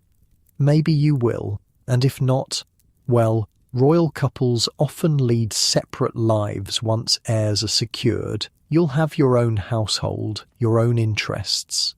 It's cold comfort, but realistic. Medieval royal marriages aren't about companionship or love. They're about alliances and heirs. If you're lucky enough to find friendship with your husband, that's a bonus, not an expectation." Alice finishes brushing your hair and helps you into bed. The sheets are cold despite the warming pan, and you curl up tightly, trying to preserve body heat. "Would you like me to read to you?" Alice asks, reaching for the book of tales that's become your nightly ritual. You nod, suddenly unable to speak past the lump in your throat. This familiar comfort, Alice's voice, stories of adventure and magic, is something you can take with you to France, a small continuity in the massive disruption of your life. As Alice reads, you close your eyes and try to imagine what awaits you across the channel. A new castle, a new court, a husband with a scholar's mind, and, if Lady Isabel is to be believed, a gentle disposition. Perhaps it won't be as terrible as your worst fears suggest. Or perhaps it will be worse in ways you haven't even considered. The uncertainty hangs over you like a cloud as you drift towards sleep, listening to Alice's voice telling stories of knights and ladies, quests and discoveries, endings both happy and sad. Tomorrow brings the beginning of your own quest, not one you chose, but one you must undertake nonetheless. And as consciousness fades, you find yourself hoping, against all medieval reality, for something like a happy ending of your own. Dawn breaks cold and misty on your departure day. You've barely slept, drifting in and out of anxious dreams where you're lost in labyrinthine French castles, unable to understand the words spoken around you. Alice gently shakes you awake before the bells for morning prayers. "It's time, my lady," she says softly. You rise without protest. The familiar routines of dressing have a final bittersweet quality this morning. The same linen shift, the same woolen kirtle, the same veil covering your hair. But today these English garments wrap you for a journey from which you may never return. The castle courtyard is chaotic with preparations. Horses stamp impatiently, their breath forming clouds in the chill morning air. Carts are being loaded with your possessions, clothing, books, personal items deemed suitable to accompany a princess to her new home. Men-at-arms, in your father's livery, check weapons and saddle straps, preparing to escort you as far as Dover. Your mother and father await near the gate. Your father looks impatient, eager to have the leave-taking over with. Political business concluded, alliance secured. Your mother's face is impassive as always, but you notice her fingers worrying at the edge of her sleeve, a rare sign of emotion. The goodbyes are formal, restrained. Your father kisses your forehead, reminding you of your duty to represent England well at the French court. Your mother embraces you briefly, whispering, "Remember who you are," before stepping back. No tears, no dramatic scenes. Medieval royalty doesn't indulge in public displays of emotion, even at moments of permanent separation. Lord Bertrand, who will escort you to France, bows deeply. "We must depart, Princess. The tide waits for no one, not even royalty." And just like that, it's time. You mount the palfrey chosen for your journey, a gentle mare with an easy gait, selected for comfort during the long ride to Dover. Alice and your other English ladies are similarly mounted nearby, their faces a mixture of anxiety and excitement. "Ready, my lady?" Lady Isabel asks, bringing her own horse alongside yours. She'll be your guide in this journey, your connection to the French court you're entering. You nod, not trusting your voice. The castle gates open. The procession moves forward. You resist the urge to look back at the only home you've ever known, focusing instead on the road ahead. This is your life now. Forward motion, away from everything familiar, toward a future you can barely imagine. The journey to Dover takes 3 days. Medieval travel is slow, uncomfortable, and potentially dangerous. The roads, little more than rutted dirt tracks, are muddy from spring rains. Your escort keeps a watchful eye for bandits, though the size and obvious wealth of your party actually makes attack less likely. Only the most desperate outlaws would risk assaulting a princess's procession. You sleep in abbeys along the way, the safest, cleanest accommodations available. Still, clean is a relative term in medieval Europe. The straw mattresses provided for you almost certainly harbour fleas and other tiny residents. The food is plain but plentiful, offered with appropriate deference to your rank. Try to rest well tonight, Lady Isabel advises as you reach the abbey where you'll spend your final night on English soil. The Channel crossing can be challenging. You've never seen the sea before, having spent your entire life inland at your father's primary castle. The prospect of crossing the narrow but notoriously rough stretch of water between England and France fills you with dread. You've heard stories of ships lost, of even the strongest men rendered helplessly ill by the motion. That night, you barely sleep again. The unfamiliar abbey with its stone walls and echoing corridors feels hostile, transitional, neither home nor destination, just a waypoint in your journey. Alice sleeps on a pallet near your bed, her breathing the only familiar comfort in this strange place. Morning comes too quickly. A brief meal, another change of clothes, into a warmer travelling outfit for the sea crossing, and then the procession is moving again, down to the harbour at Dover, where your ship waits. The smell hits you first. Salt air mixed with fish, tar, rope, and the indefinable stench of a medieval port town where sewage runs directly into the harbour. Then the noise, sailors shouting, gulls screaming, the constant creaking of ships against their moorings. And, finally, the sight. The vast expanse of grey-green water stretching to the horizon, choppy with whitecaps under a threatening sky. That's our vessel. Lord Bertrand points to a ship larger than the fishing boats, but tiny compared to the expanse of water it must cross. The Sainte Marie, one of the best in the royal fleet. It doesn't look particularly reassuring. Wooden, open to the elements except for a small cabin at the rear, dependent entirely on wind and human muscle to make the crossing. Medieval seafaring is primitive, dangerous, and terrifyingly subject to the whims of weather. "Come, Princess," Lady Isabel says, taking your arm. "Best to board quickly and be settled before the tide turns." Boarding involves being half carried by sailors down slippery steps to a small boat, then rowed out to where the Sainte Marie is anchored. The little boat bobs alarmingly on the waves, water occasionally splashing over the sides, soaking the hem of your gown. By the time you reach the ship, you're already cold, damp, and feeling distinctly unwell. The cabin assigned to you is barely large enough for a narrow bed, really just a shelf with a thin mattress and a small chest for immediate necessities. Alice and Lady Isabel will share the space with you. Your other ladies must make do with sheltered spots on deck, huddled under cloaks and blankets. The crossing usually takes about half a day with favourable winds, Lady Isabel explains, helping you settle on the bed. Try to sleep if you can. It's easier that way. Sleep proves impossible as the ship leaves the relative shelter of the harbour and encounters the full force of the channel. The vessel pitches and rolls, creaking ominously with each wave. The small cabin reeks of tar and salt and the previous passenger's sickness.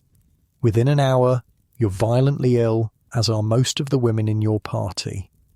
Alice holds your hair back as you retch miserably into a bucket, too sick to feel embarrassed. Lady Isabel, surprisingly, seems unaffected. "I've made this crossing many times," she explains, handing you a cloth dampened with vinegar to wipe your face. "One gets accustomed to it." You can't imagine ever becoming accustomed to this misery. Medieval medicine offers little help for seasickness, just peppermint oil, which you can't keep down anyway, and the dubious comfort of knowing that the journey must eventually end. The crossing takes longer than expected. A storm blows up midway, forcing the captain to adjust course. What should have been half a day stretches into a full day and night of pitching, rolling agony. You slip in and out of consciousness, aware only of the constant motion. The sounds of timbers groaning and sailors shouting instructions above the wind. You find yourself praying, not the formal rote prayers taught by Father Ambrose, but desperate personal pleas for survival. Medieval sea travel kills countless people every year. Ships sink without warning. Bodies are never recovered. You could disappear beneath these grey waves, and the political machinery would simply adjust. Another princess would be found for Prince Philip. Another alliance would be made. But finally, mercifully, the motion changes. The ship steadies somewhat. Voices outside the cabin sound more confident, less urgent. "We're approaching Calais," Lady Isabel announces, opening the cabin door to let in a blast of salt air. "Come, Princess, you should be seen on deck as we arrive." It's the last thing you want. You're pale, unwashed, your hair tangled by salt spray, your clothes stained with sickness. But once again, duty trumps personal comfort. You allow Alice to help you into a clean gown, difficult in the confined space, and do what she can with your hair before joining Lady Isabel on deck. The French coastline is visible now, a smudge of grey-green on the horizon that gradually resolves into definite land. Calais harbour comes into view, smaller than Dover but busier, with more ships and an impressive stone fortress guarding the approach. "That's the Château de Calais," Lady Isabel explains, "built by the Count of Boulogne to protect the harbour. We'll stay there tonight before continuing to Paris." Paris, the French royal court, Prince Philip, your future. It all becomes suddenly terrifyingly real as the ship manoeuvres into the harbour. This is France. You're no longer under your father's protection, no longer in a land where you speak the primary language, no longer just a princess in waiting. Now you're a wife, a diplomat, a living symbol of alliance between sometimes hostile kingdoms. The welcoming party waiting at the dock is impressive. Local nobles, church officials, a contingent of royal guards in the French king's livery. Banners flutter in the brisk wind, horses stamp impatiently. It's a show of respect for your rank, but also a demonstration of French wealth and power. You're half carried off the ship, still weak from the journey. A litter awaits to transport you to the chateau, a courtesy that makes you pathetically grateful. You don't think your legs would support you for the walk.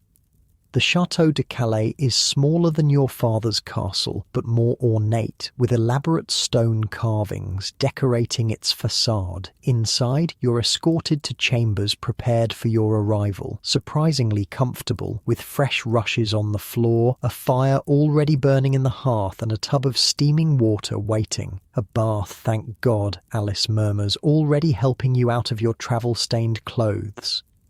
It's a luxury you desperately need after the crossing. Medieval hygiene is minimal at the best of times, and travel makes it worse. The hot water, scented with lavender and rosemary, is heaven against your salt-chafed skin. Alice washes your hair, working out the tangles with patient fingers. Clean, dressed in fresh clothes and fed a light meal of bread and broth, all your stomach can handle after the seasickness. You feel almost human again, but there's no time to truly rest. Barely an hour after your arrival, Lady Isabel informs you that the local nobility await an audience. They've come to pay respects to the new Princess of France, she explains, already selecting appropriate jewellery to complement your gown. It's expected. So, you put on the mask of royalty once more, back straight, head high, expression pleasant but dignified. You enter the chateau's great hall and take your seat in the chair of honour, receiving the bows and curtsies of French nobles whose names you immediately forget in your exhaustion. You speak the formal French phrases Lady Isabel taught you, accepting their welcome, expressing appropriate gratitude for their hospitality. Your accent betrays you as English, of course, but your grammar is correct, your vocabulary appropriate. Small victories. After what feels like hours, but is probably only one, Lady Isabel finally escorts you back to your chambers. "You did well," she says, with what sounds like genuine approval. "But rest now. The journey to Paris begins tomorrow, and it's much longer than the one from London to Dover."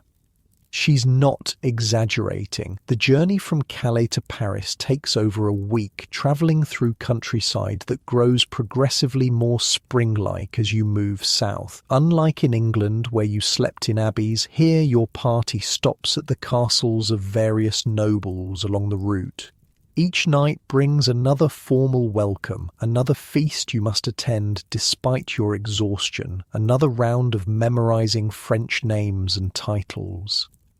The travel itself is grueling. Medieval roads are rough at best, impassable at worst. Spring rains have left many sections muddy and rutted. Your litter, carried by 4 strong men who rotate with others throughout the day, jolts and sways uncomfortably. By the 3rd day, your back aches constantly. By the 5th, you've developed sores where your body presses against the wooden frame despite the cushions.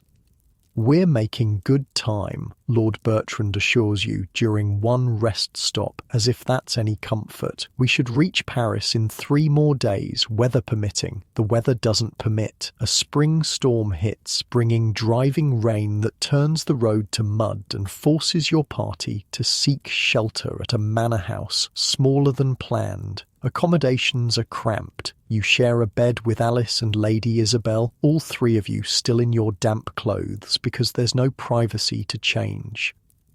"At least it's warm," Alice whispers in English, trying to find something positive in the situation. It is warm, surprisingly so. The shared body heat under the woolen blankets creates a cocoon of comfort that reminds you of childhood, of times when illness or cold would prompt your nurses to sleep beside you. There's an intimacy to it that feels alien after years of increasing separation and formality as you grew into your role as princess.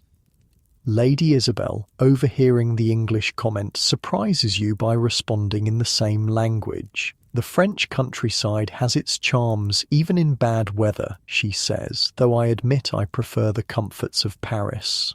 "You speak English?" you ask, startled. In all your weeks together, she's insisted on French. Lady Isabel smiles in the darkness. "Of course. How else would I understand what you and your ladies whisper when you think I can't comprehend? But don't tell the others. It's a useful advantage." You laugh despite yourself, a genuine laugh, possibly the first since leaving England. There's something reassuring about discovering that Lady Isabel, strict taskmaster and the embodiment of French court expectations, has a touch of the conspirator about her.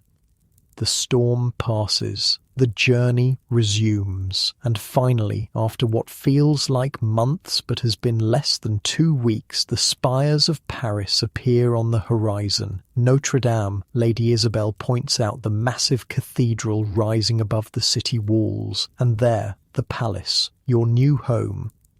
The French royal palace is nothing like your father's primary castle. Where the English fortress is solidly defensive, built to withstand attacks, the French palace is designed to impress, to display wealth and sophistication. Its walls are still formidable, but decorated with carvings and statues. Its windows are larger, many fitted with actual glass rather than shutters and oiled parchment. As your procession approaches the city gates, you're met by a larger, more elaborate welcoming party. Royal guards in full ceremonial armour, nobles in their finest clothes, church officials in rich vestments, musicians playing fanfares on silver trumpets. And at the centre of it all, a young man on a magnificent white horse, dressed in blue and gold, the French royal colours. Prince Philip, Lady Isabel confirms quietly. Your husband. Your heart hammers painfully against your ribs. This is the moment you've been both dreading and curiously anticipating. Your first glimpse of the man you're already married to, the stranger who will share your bed, your life, possibly your entire future. He's not what you expected. Taller than you imagined, but slender, almost delicate in build, pale, with features that might be called pretty rather than handsome. His hair is light brown, falling in soft waves to his shoulders in the current French fashion. No beard, a contrast to the heavily bearded English nobles you're accustomed to. As your litter is lowered to the ground, Prince Philip dismounts and approaches. You struggle to stand on legs weakened by days of travel, determined to meet your husband for the first time with as much dignity as possible. He stops before you and bows, lower than strictly necessary given his rank. When he straightens, you see his eyes properly for the first time. Blue-grey, intelligent, evaluating you just as you're evaluating him. Princess, he greets you in French. Welcome to Paris. I trust your journey was not too arduous. The formal question, the expected response. Thank you, Your Highness. The journey was long, but well worth the destination. A practiced line, delivered with appropriate modesty. You drop into a curtsy, eyes lowered. When you rise, you're surprised to find Prince Philip still looking at you intently, as if trying to see beyond the formal facade. You must be exhausted, he says, and there's something in his voice, a genuine concern that wasn't there in the ritual greeting. I've arranged for you to have time to rest before the formal welcome feast tonight. It's a small kindness, but unexpected. Medieval royal protocol doesn't typically prioritize comfort over ceremony. Thank you, you say again, and this time it's heartfelt.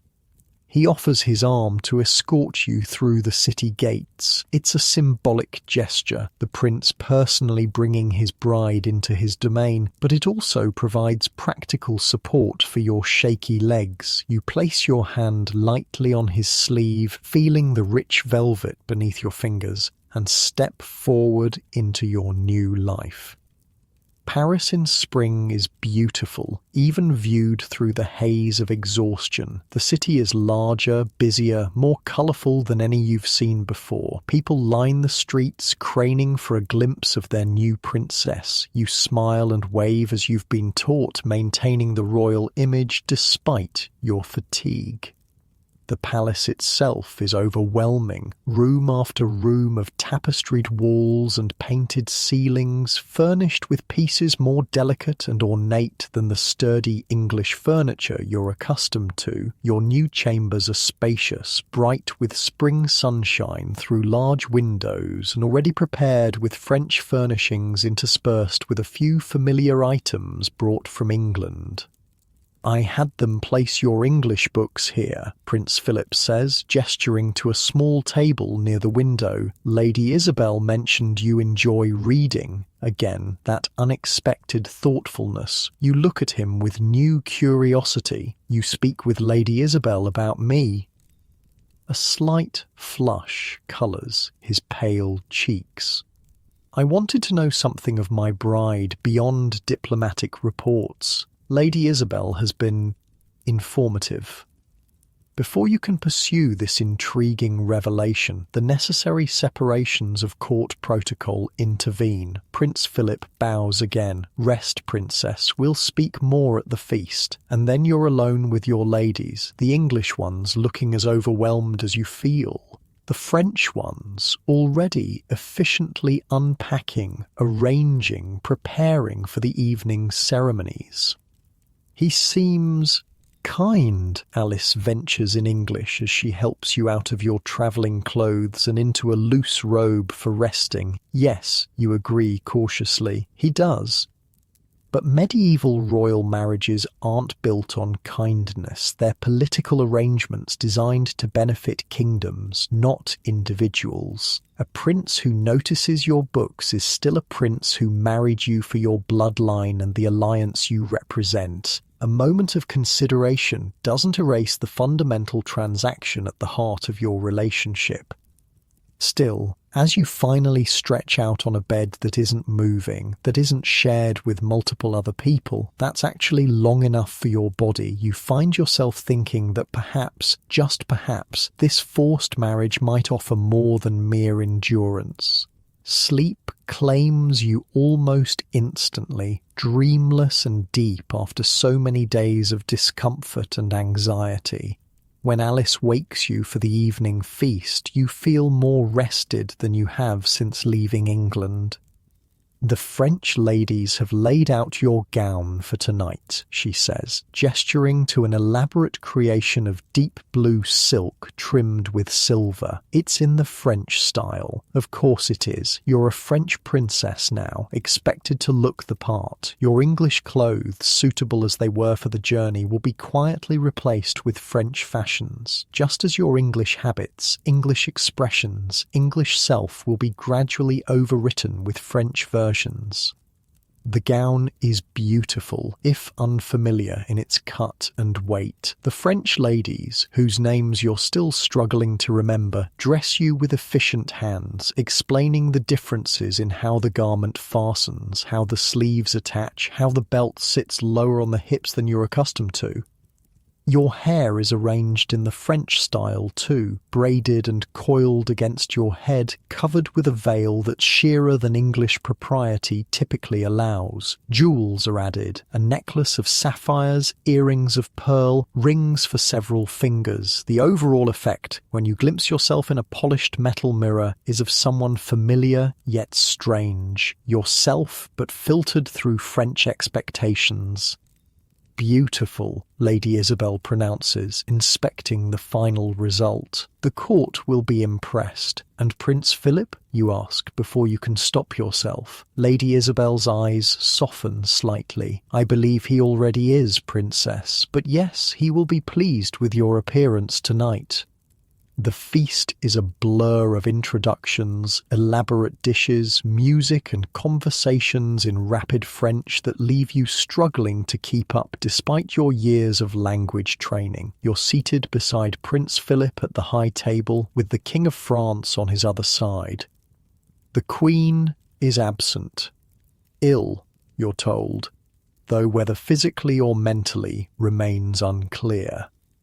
Prince Philip proves surprisingly helpful, occasionally translating a particularly rapid or idiomatic phrase quietly for your benefit. He seems genuinely concerned that you understand what's happening around you, that you aren't left adrift in the sea of French court life. "Tomorrow," he tells you between courses, "I'll show you the palace gardens. They're at their best in spring." "I'd like that," you reply, and are surprised to realize it's true. After so many days confined in litters and ships and rain-soaked manors, the prospect of gardens in bloom is genuinely appealing, as is the chance to know more about this thoughtful, scholarly prince who notices your books and translates difficult phrases. But beneath the pleasant conversation, the beautiful surroundings, the seemingly kind attentions of your new husband, an undercurrent of anxiety persists. Tonight, after the feast, comes the true consummation of your marriage, the physical union that seals the political alliance. The beginning of what medieval society views as your primary purpose, producing heirs for France.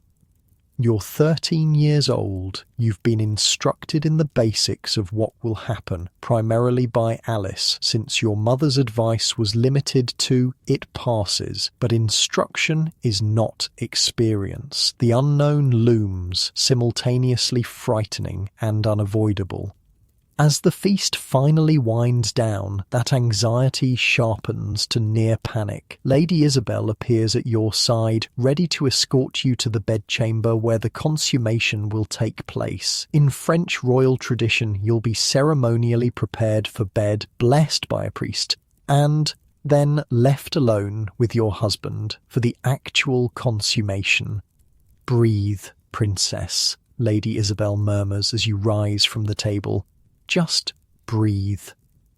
Lady Isabel leads you through the palace corridors to a chamber you haven't seen before, larger than your assigned bedchamber. It's clearly designed for this specific purpose, the consummation of royal marriages. A massive bed dominates the space, hung with embroidered curtains displaying both English and French royal symbols. Candles illuminate the room, casting soft light and gentle shadows.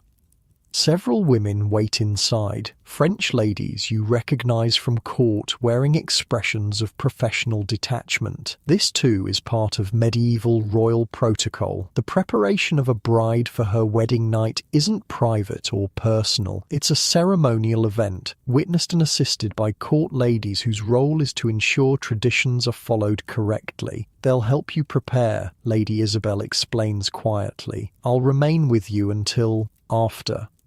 After, when you're alone with Prince Philip, when the marriage becomes real in the most intimate way possible.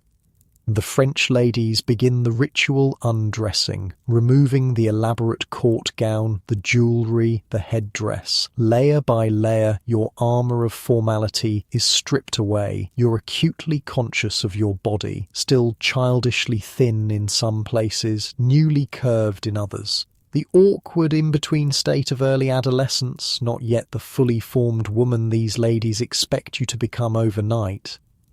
You're dressed in a special nightgown, white linen, finer than any you've worn before, embroidered with symbols of fertility and blessed by a priest. Your hair is unbound and brushed until it shines, falling loose around your shoulders. Rosewater is dabbed at your wrists, your throat, behind your ears. Throughout it all, you remain silent, retreating into the quiet space inside your mind where you've always found refuge from the demands of your role. Your body is being prepared as a vessel for dynastic ambitions, for the children who will cement the alliance between England and France. But your thoughts remain your own. A knock at the door. The priest enters, an elderly man with kind eyes that crinkle at the corners. He speaks the traditional blessing, invoking divine favour on the marriage bed, on the union of bodies that will produce the next generation of royalty. The French ladies curtsy deeply as he makes the sign of the cross over the bed, over you. Then it's time. The ladies withdraw, closing the door softly behind them. Only Lady Isabel remains, seated discreetly in a corner where she can witness without intruding. Because witnesses are required, medieval royal marriages must be consummated with proof to prevent later claims of non-consummation that could invalidate the union. You sit on the edge of the massive bed, hands folded in your lap, trying to remember to breathe. The silk coverlet is cool beneath your fingers. The pillows are plumped and ready, embroidered with more symbols of fertility, pomegranates, rabbits, intertwined vines. Another knock. The door opens again. Prince Philip enters, dressed in a simple robe, his hair loose around his shoulders. He looks as nervous as you feel, his slender hands fidgeting with the belt of his robe. "Princess," he says, his voice softer than at the feast. How are you feeling?" The question surprises you. It's not part of the formal script you expected. "I'm well, Your Highness," you respond automatically. He approaches the bed slowly, as if trying not to startle you. "Philip," he says. "Please call me Philip, at least when we're private." Private is a relative term with Lady Isabel still in the room, but you understand what he means. A small step toward familiarity in this most unfamiliar situation. "Philip," you repeat, the name strange on your tongue after months of referring to him only by his title. He sits beside you, leaving careful space between your bodies. "I know this is difficult," he says, his voice barely above a whisper. "You're very young, and we're strangers to each other." You nod, not trusting yourself to speak. "I want you to know, he continues, his eyes meeting yours directly, that I understand my duty, but I have no wish to cause you pain or fear. We have many years ahead of us. There's no need to rush. It's so unexpected, this gentle consideration, that tears spring to your eyes before you can stop them. Medieval princesses aren't supposed to cry. It's a weakness, an indulgence. But the accumulated strain of the journey, the strangeness of your situation, and now this unexpected kindness break through your careful composure. Philip looks alarmed at your tears, clearly unsure how to respond. After a moment's hesitation, he reaches out and takes your hand. His fingers are cool and smooth against yours. A scholar's hands, not a warrior's. Maybe we could just talk for tonight, he suggests, glancing toward Lady Isabel, who watches impassively from her corner. Get to know each other a little. It's not what's expected. The consummation is supposed to happen promptly, witnessed, the marriage secured, but Philip seems genuinely concerned about your comfort, your readiness. I'd like that, you whisper. And so, on your wedding night, instead of the immediate physical union that medieval custom demands, you and Prince Philip simply talk. He tells you about his studies, philosophy, astronomy, languages. You share your love of stories, of history. He speaks of his favourite places in the palace gardens, promises again to show them to you tomorrow. Lady Isabel watches, her expression unreadable. This deviation from protocol could be problematic, but she makes no move to intervene. Perhaps she too sees the value in building some foundation of understanding before the physical aspects of marriage begin. Hours pass. The candles burn lower. Your initial terror fades, replaced by cautious curiosity about this thoughtful young man who seems as constrained by his royal role as you are by yours. Finally, when the night is half gone, Philip sighs and glances at Lady Isabel. The marriage must be valid, he says, his scholarly formality returning. You nod, the anxiety fluttering back to life in your chest. But it's different now, less acute, tempered by the hours of conversation that have transformed Prince Philip from an abstract concept to a real person. A person who, at the very least, seems to view you as a person too, not just a political necessity. What follows is still uncomfortable, still strange, still painful in ways you were warned about, but Philip is gentle, apologetic, quick, and when it's done, the marriage consummated, the alliance secured in the most ancient and binding way, he doesn't immediately leave as protocol would allow. Instead, he stays beside you, his presence oddly comforting in the unfamiliar bed. Rest now, he says quietly, adjusting the covers around you. It's been a long journey for you. You drift towards sleep, exhausted by the physical and emotional demands of the day. The last thing you register is Philip's voice, very soft, saying something to Lady Isabel that sounds like "take care of her," and then darkness claims you. The next weeks and months bring a gradual adjustment to your new life in the French court. Some aspects are easier than you feared. Prince Philip keeps his promise to show you the palace gardens, which become your favourite refuge from the complexities of court politics. He makes time each day to see you, continuing the conversations begun on your wedding night, building a careful friendship that makes the required physical aspects of marriage more bearable. Other adjustments are harder. The French court is indeed more formal, more politically fraught than your father's. Alliances shift constantly. Whispers follow you through the corridors. The English princess, the foreigner, the child bride whose accent still betrays her origins, despite Lady Isabel's intensive coaching.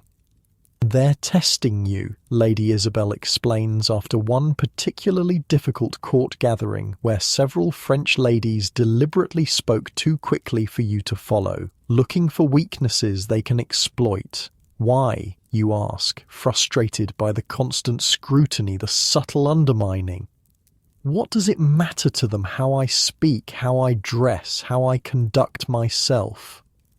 Lady Isabel's face softens with rare sympathy. Because you have what they want, a place at the centre of power, a prince's ear, the potential to be mother to the next generation of royalty. It's a stark reminder of the medieval reality. Your value lies not in yourself, but in your position, your connections, your womb. And in this world where women have so little direct power, those things make you both a target and a potential ally worth cultivating. So what do I do? You ask.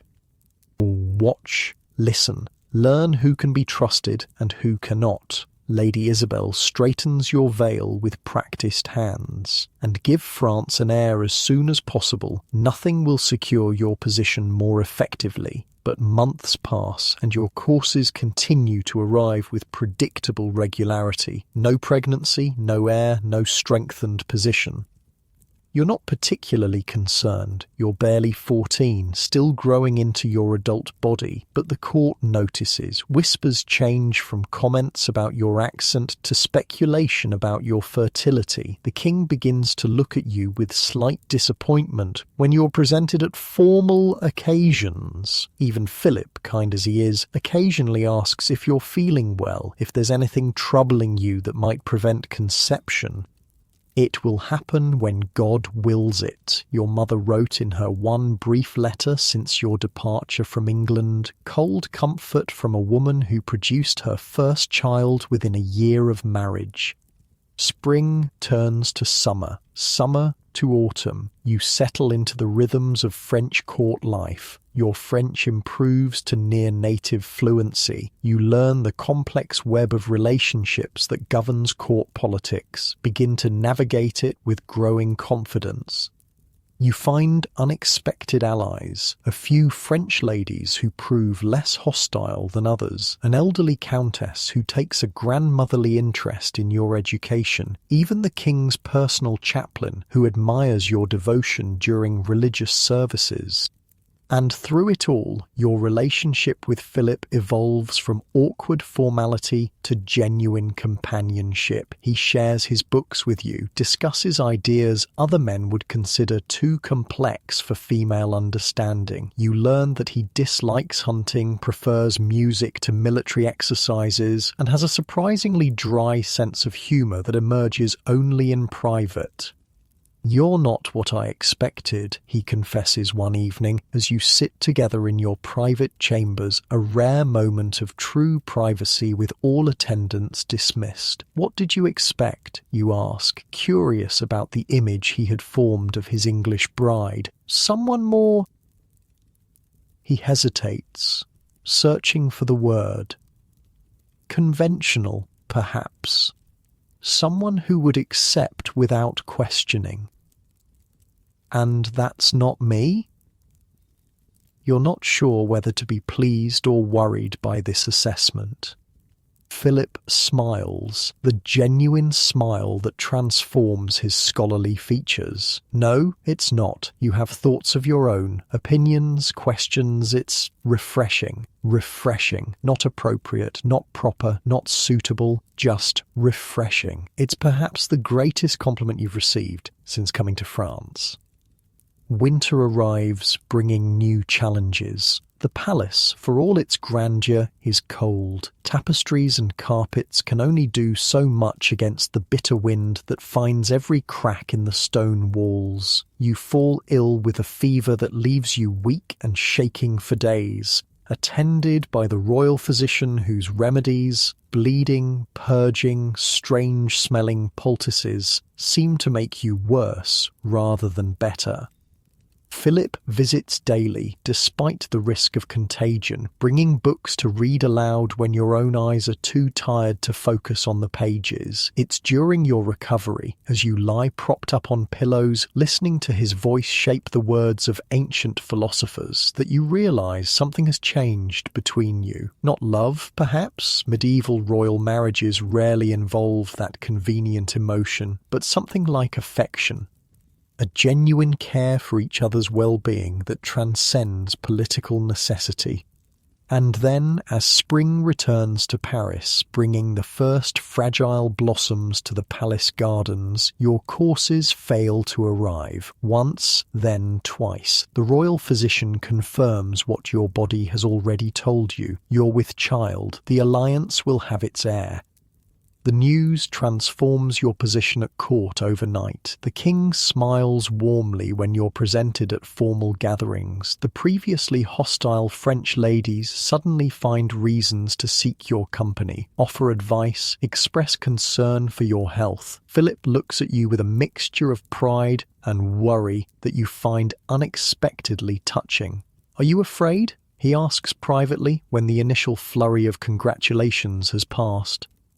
You consider lying, presenting the brave face expected of a royal woman facing the dangerous territory of childbirth, but the concern in his eyes deserves honesty. "Yes," you admit, "I am." He takes your hand, a gesture that has become familiar over the months of your marriage. "I've arranged for the best midwives in France," he says, "and I've sent for a physician from Italy who specializes in difficult births."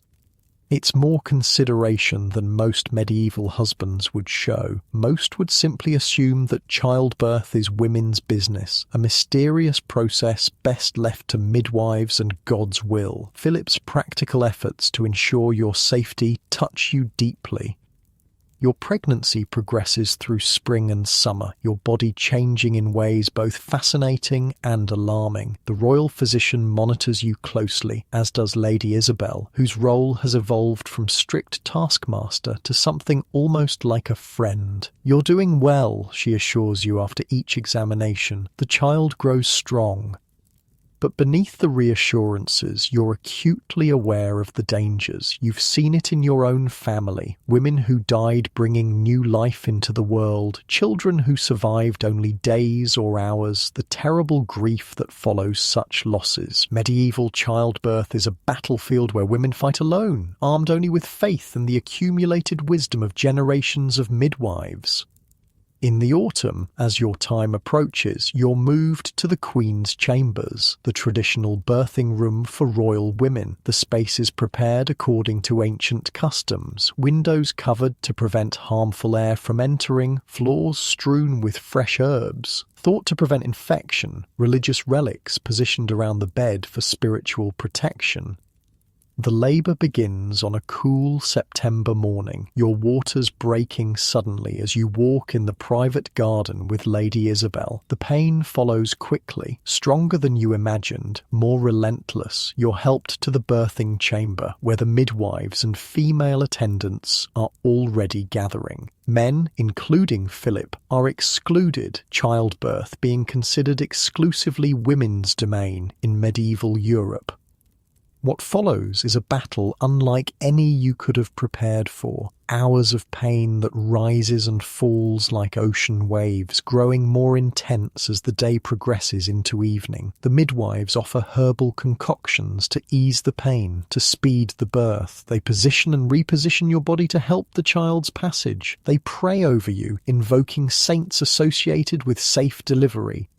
Through it all, Lady Isabel remains at your side, holding your hand, wiping your brow, whispering encouragement when your strength falters. This, too, is unexpected. This fierce support from a woman who began as your instructor in French ways and has somehow become your defender, your ally. Night falls. The pain intensifies. The midwives exchange worried glances as your labour extends beyond what's considered normal. You catch fragments of their whispered conversations, concerns about your youth, your size, the position of the child. "The Italian physician," Lady Isabel demands. "Bring him now." There's resistance. Men aren't traditionally allowed in the birthing chamber, but Lady Isabel's authority, backed by Prince Philip's prior instructions, prevails. The Italian doctor arrives, washing his hands thoroughly in wine before examining you, an unusual practice that raises eyebrows among the traditional midwives. The child is turned wrong, he announces after his examination. It must be repositioned or neither mother nor infant will survive.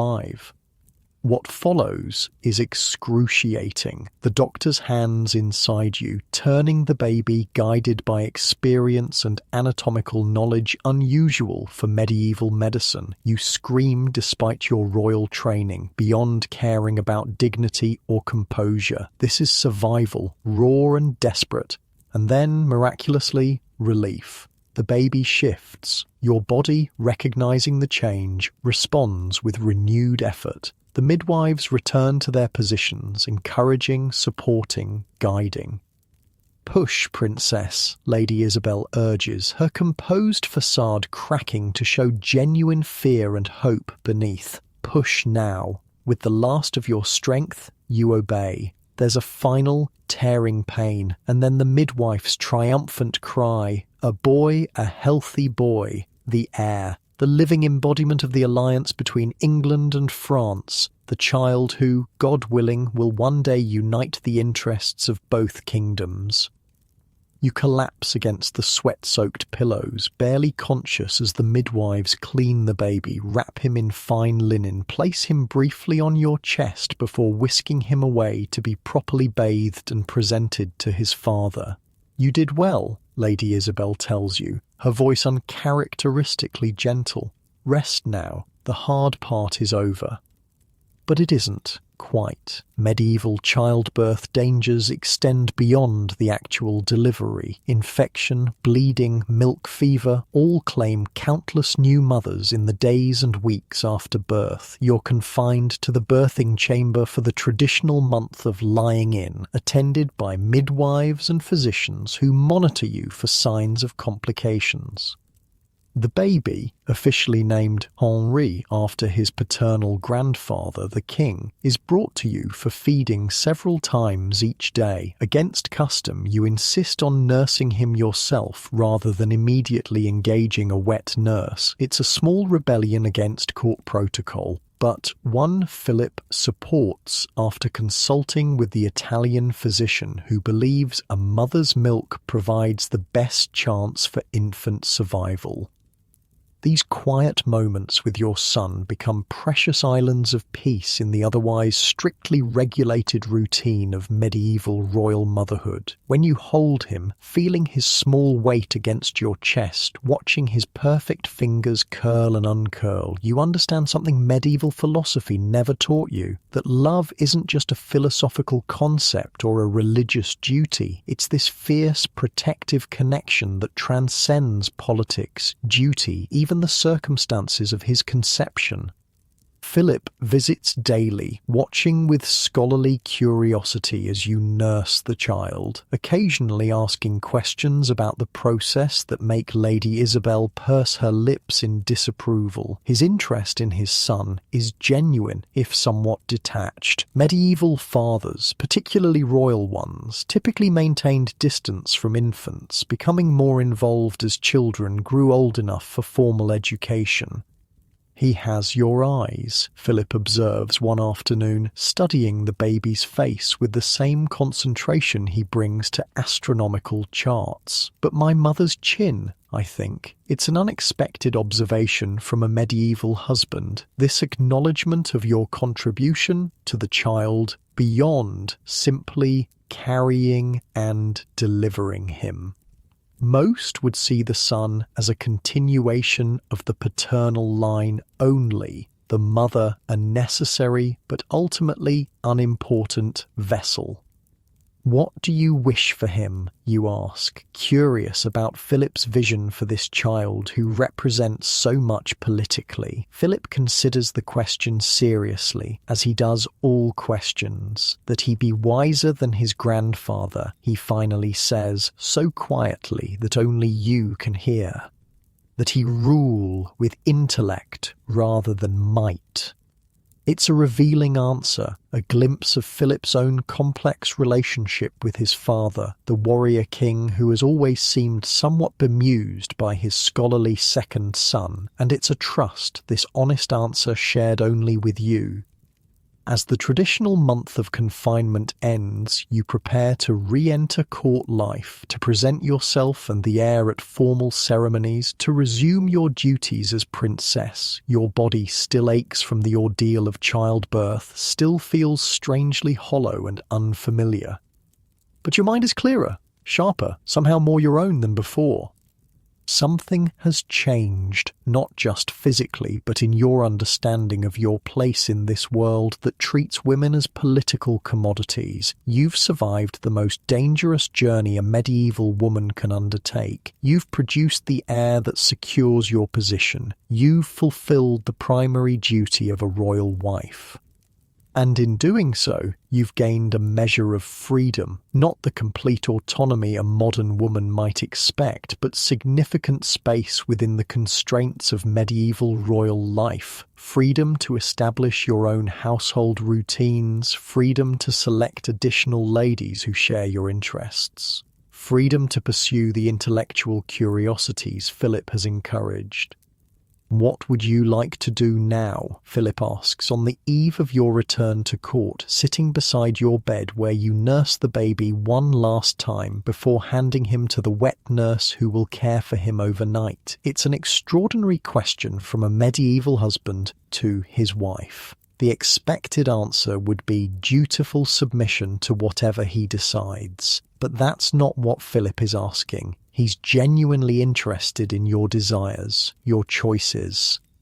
I'd like to learn more, you say after a moment's thought, about astronomy, about philosophy, about the things you study. Philip looks surprised, then pleased. I can arrange for tutors, books, and I'd like to establish a proper library, you continue, the idea taking shape as you speak.